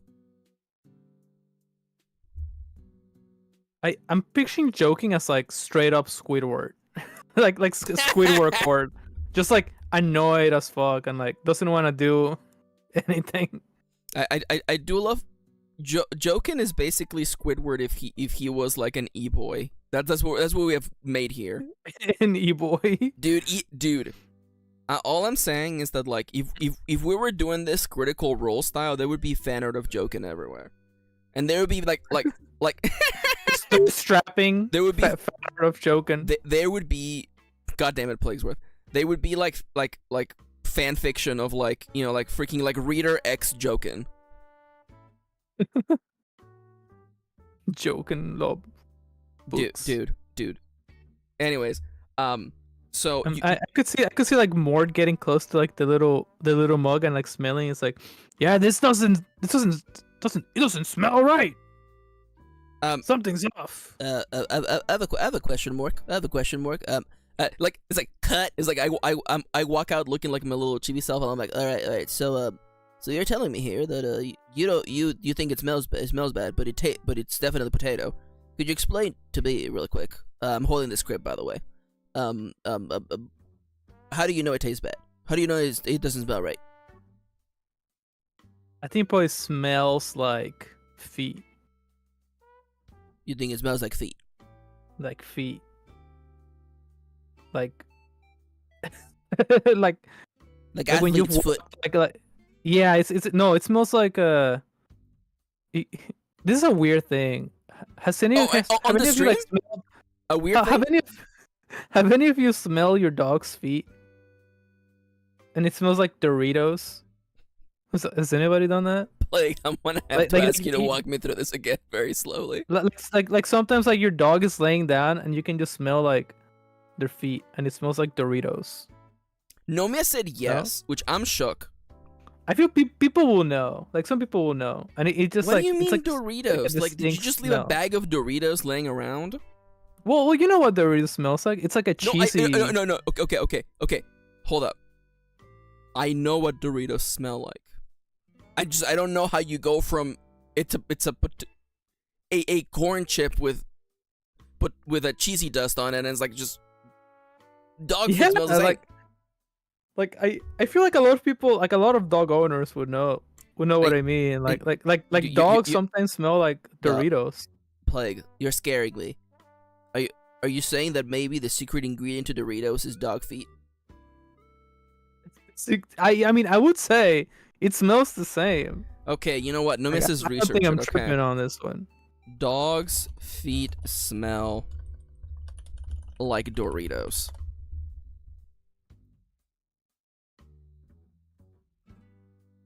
Let me see. Fellas, you won't like. You're not gonna like this answer, by the way. AmericanKennelClub.org says, "Why do my dog's feet smell like Fritos or corn chips? At any given time, dogs have some level of bacteria and fungi on their skin. When your dog's paws have a bacteria called Pseudomonas and Proteus, I think that was the arcade game that was brainwashing people. They can give off a yeasty odor that smells similar to corn chips." Yeah, which I mean, I guess it makes sense. You know, if something's smelling like that. Oh my god, DB says that the shadowy creature is a werewolf for sure. Oh fuck. DB, you absolute mad person. Oh my god. For next time. Oh my god. Is the shadowy the nakedness would also now make sense, by the way.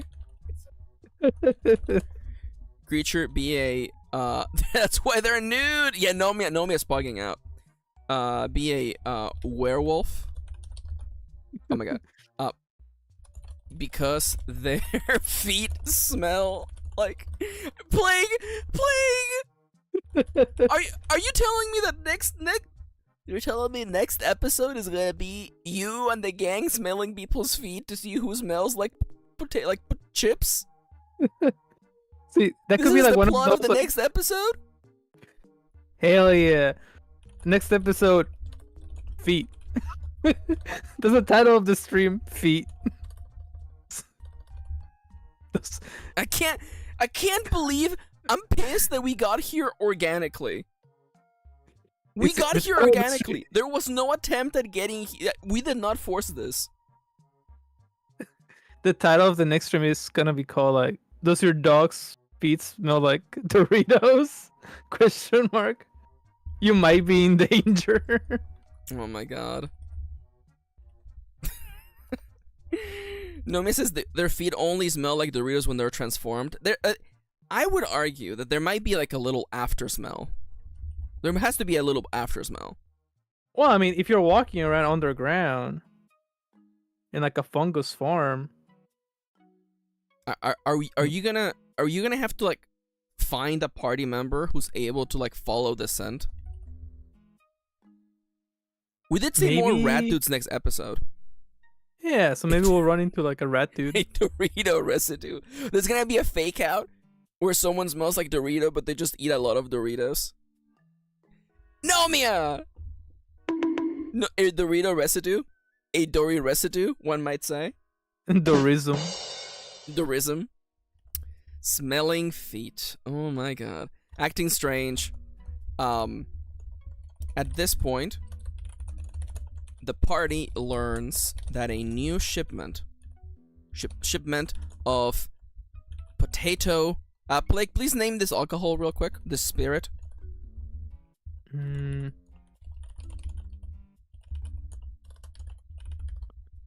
What should it be? Does anybody got any good names in the chat? Anybody got any good names for the potato alcohol, please? Please make it a fantasy related pun. I would really appreciate that. Oh my god, DB. Double plot twist. The tarot, magic 8-ball juice, realizing that the juice is not right. Because it smells like Doritos. This is the worst and the best campaign I've ever had. Because it smells like Doritos. They make for Crook Brook. Maxi, you're not capitalizing it. Yeah, whatever, it's fine. The Irish special Dale. We have to explain why Irish. The Irish exist in this campaign. They make for Crook Brook as fast as possible. While still having to like catch a bus or something. I don't know how you guys are getting there. By the way, in case you're wondering, yeah, and action. Well, Mork, it appears that we must make haste for Crook Brook. And then Nart's like, "Whoa, guys! Does that mean we get to go to Crook Brook together?" He's joking like, "Oh no, I want to die. I want to die. I have depression." He's like, "I'm gonna end it." No. No. Oh wait, you know, Potaro? Potaro is the name. Potaro is the name of the drink. Beer. Potaro beer. There you go. That's a dumb name. See, coming up with names is not hard. Just like mash words together. There you go. Here's my favorite Final Fantasy 15 character. Yoli Sidgak. There you go. Sidgak. There you go. Eloi Sidgak. Play! Sid my guck. Alright. On that note, Plaguesworth, I'm gonna ask you, is there something you want to happen on the next episode? You can ask for any wish. I definitely... Naomi says, Jokin says he's gonna end it and then immediately takes a photo of his balls. It's his juggling balls. That's funny. Dude, he asked Mork to like hold the camera. God. It's just his juggling balls. What do you guys think? Why is it so dirty? And it is, it is for his OnlyFans. It's like a little Polaroid, and they just passes it on across the bar. It's like, "Hey, check this out." It's like, "Joking, is that a picture of your balls?" Oh no, Joking. That's your balls, dude. I think for next session, I kind of like the idea of like getting on like a little, what's it called? Like those old like carts with like the horse that kind of take a carriage. Yeah, like a carriage. Okay. Maybe like a sewer town. What if Crooked Brook is like a sewer town? I'm okay with that. So Crook Brook, which explains the rats. Crook Brook is a sewer town. Make that make sense. Make that make sense. Future M&P, which is Max and Plaguesworth. You want to? We can just like, I guess we can start. Start with a summary of the carriage ride. Yeah, I like there that. you go. Because like a big lesson you can take for your own games and also just for storytelling in general is that like decide what you want to show and what you don't want to show. And I'm like, we don't have to show you guys getting the carriage and then riding the carriage all the way there. We can just do a montage of like the last moments before you get off at Crook Brook. Yeah. Sorry, I just thought the idea like in order to go to Crook Brook you have to flush yourself down a huge toilet elevator thing. That's really dumb. Don't let me do that. That's really dumb. Plague is like, I don't know. It's kind of It's like, it's like, oh, that slaps.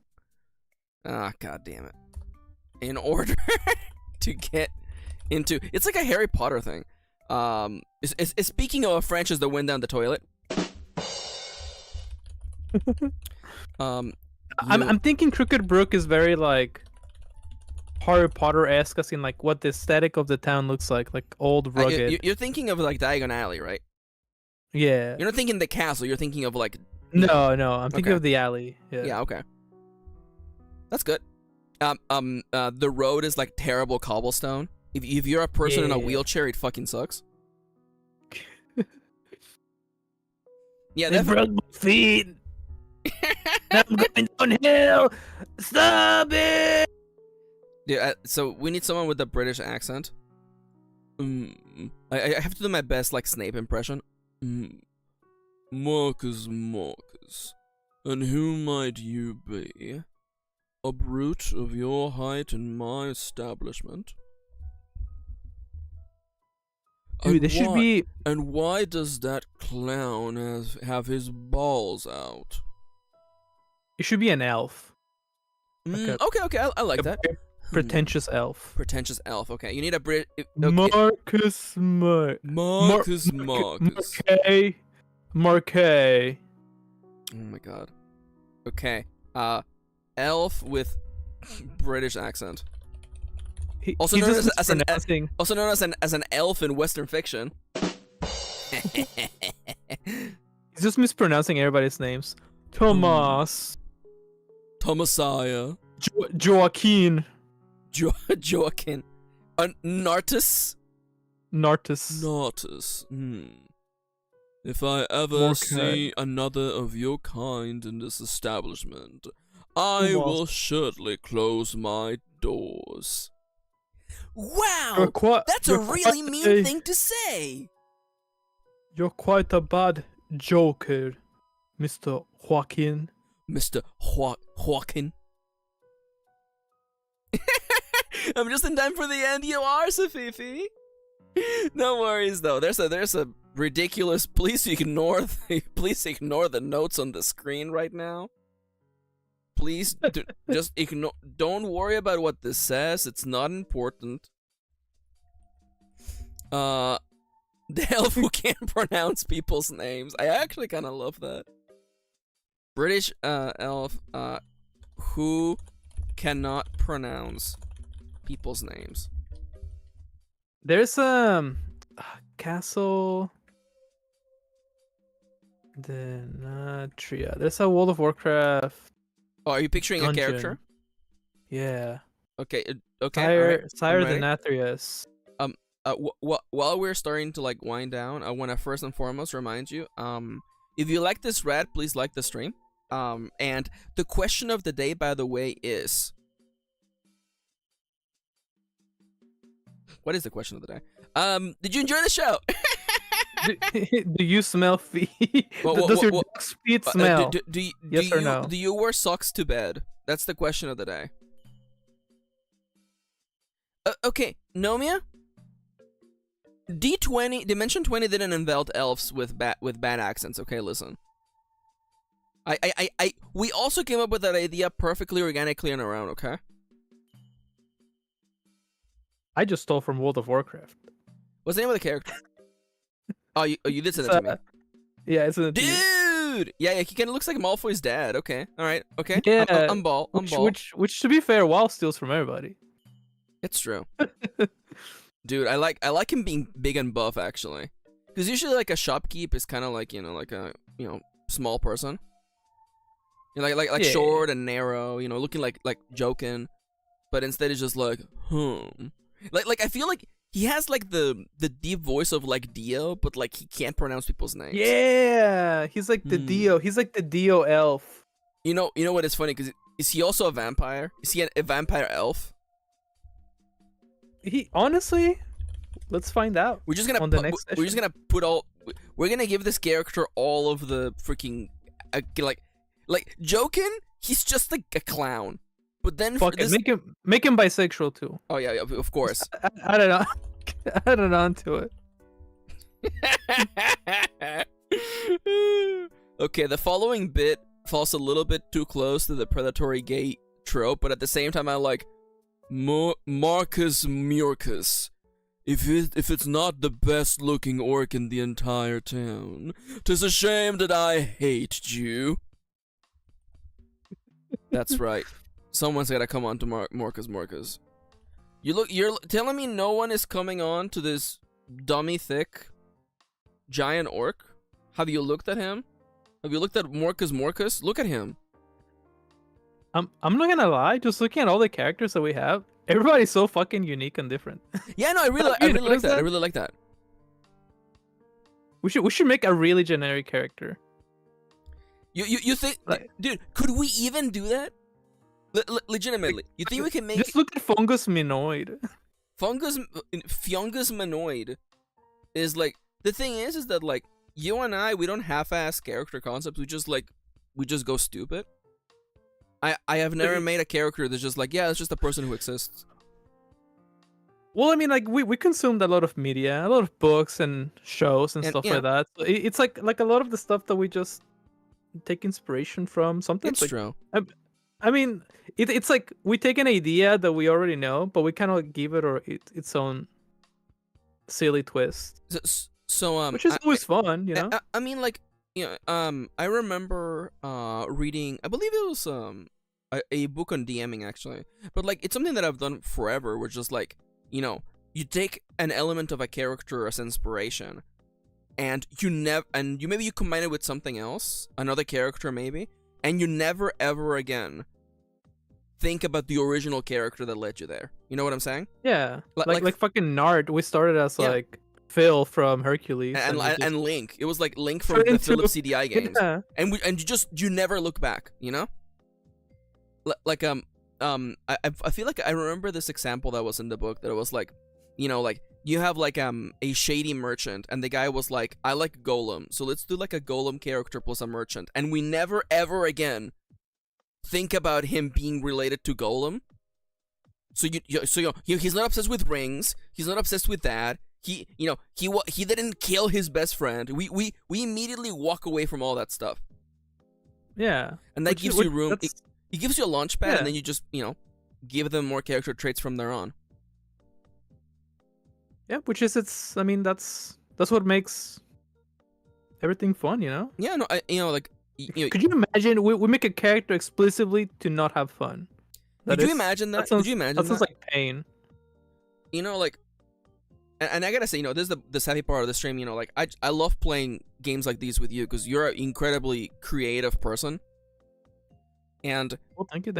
like, we're funny people. Like, I know we live in a society where like accepting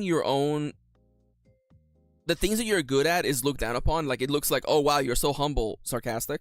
But like, you should be able to like admit things. Like, I have met people who are incredibly unfunny, and I think of those people as compares, and I'm like, okay, compared to them, I am absolutely hilarious.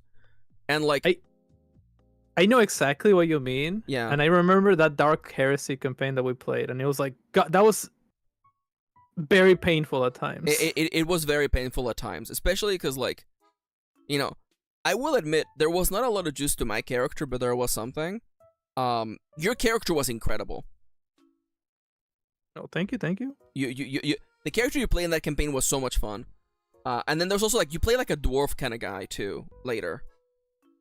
With the Iron Belly. With the Iron Valley, yeah, which absolutely, ooh, Nomia's doing stuff. I'm excited. But like, this is because I understand. Maybe someone is like, I want to see how this game is played mechanically. And I understand that. But I'm not playing this to like, here's how to play. This video is not labeled how to play Iron Valley. This is just labeled an actual play, and this is what literally the table would be like for the two of us. Yeah, which is just banter, silly stuff, and creating. It's like, it's fun. Like, when I'm literally telling you, like, you're sitting on the table with us, like the sidebars, the anecdotes. This is literally how Plague and I hang out, and we're literally gonna hang out after the stream. Yeah, like it's like we were like walking around Target like the other day, and we were just talking about Spinny the Rat. We were talking about Spinny the Rat. Apparently, Yeah. Okay. Before the stream is over, okay. For anybody who watched the first episode and you know Spinny the Rat, how does Spinny the Rat's spinning look like in your head? Because to me, I thought the rat was like literally like a 3D model spinning. That's what I was picturing. Kitty thought it was like a lazy Susan. Like Spinny the Rat gets on a lazy Susan and just gyrates. What did you picture, Plague? I just thought of like one of those low poly rats Yeah, spinning. like legitimately, 8 hours. I thought it was a low poly rat spinning. That's what I pictured in my brain. Kind of like Joler. Yeah. For Which anybody is, who I doesn't know mean- who Joler is, by the way, when they go find him. Oh, I guess it's just Joel. Is it just Joel? I guess it's just Joel. Okay, because Joler is the faster version of Joel. What the fuck? Oh, there we go. Yeah, this is literally what I thought Spinny the Rat was doing. And I'll send it to Blake so Blake can see it as well. I don't know why, but when you said Joler, I just thought of like Super Saiyan Vegeta. Oh my god. There's Joler and Joel. Yeah, that's what I was thinking. It's like like low poly spinning. No, Mrs. rotates on an axis, but it is a real rat skittering. I like that. Again, like I'm gonna try making a 3D model of Spinny the Rat so I can animate it and make it a GIF, or an emote for the stream. Just Spinny the Rat. Yeah. Just Spinny the Rat. God, I we're love gonna him. go to Rat Town. Dude, we're going to Rat Town next episode. And with that, I would like to remind you once again that this stream is supported by viewers just like you. Please consider leaving a like, it really means a lot. And consider answering the question of the day, which I just forgot. Like, what was the question You of the wear day? socks to bed, I think. Yeah, do you wear socks to bed? Also, did you like the episode? That's it. Comments on these VODs means a lot. If you could go out of your way to do that, I would really appreciate that. And with that, we're out of here. Plaguesworth, if you could please give us the outro. Well, thank you, everybody. Hopefully you enjoyed, and we'll see you next time. Beep boop.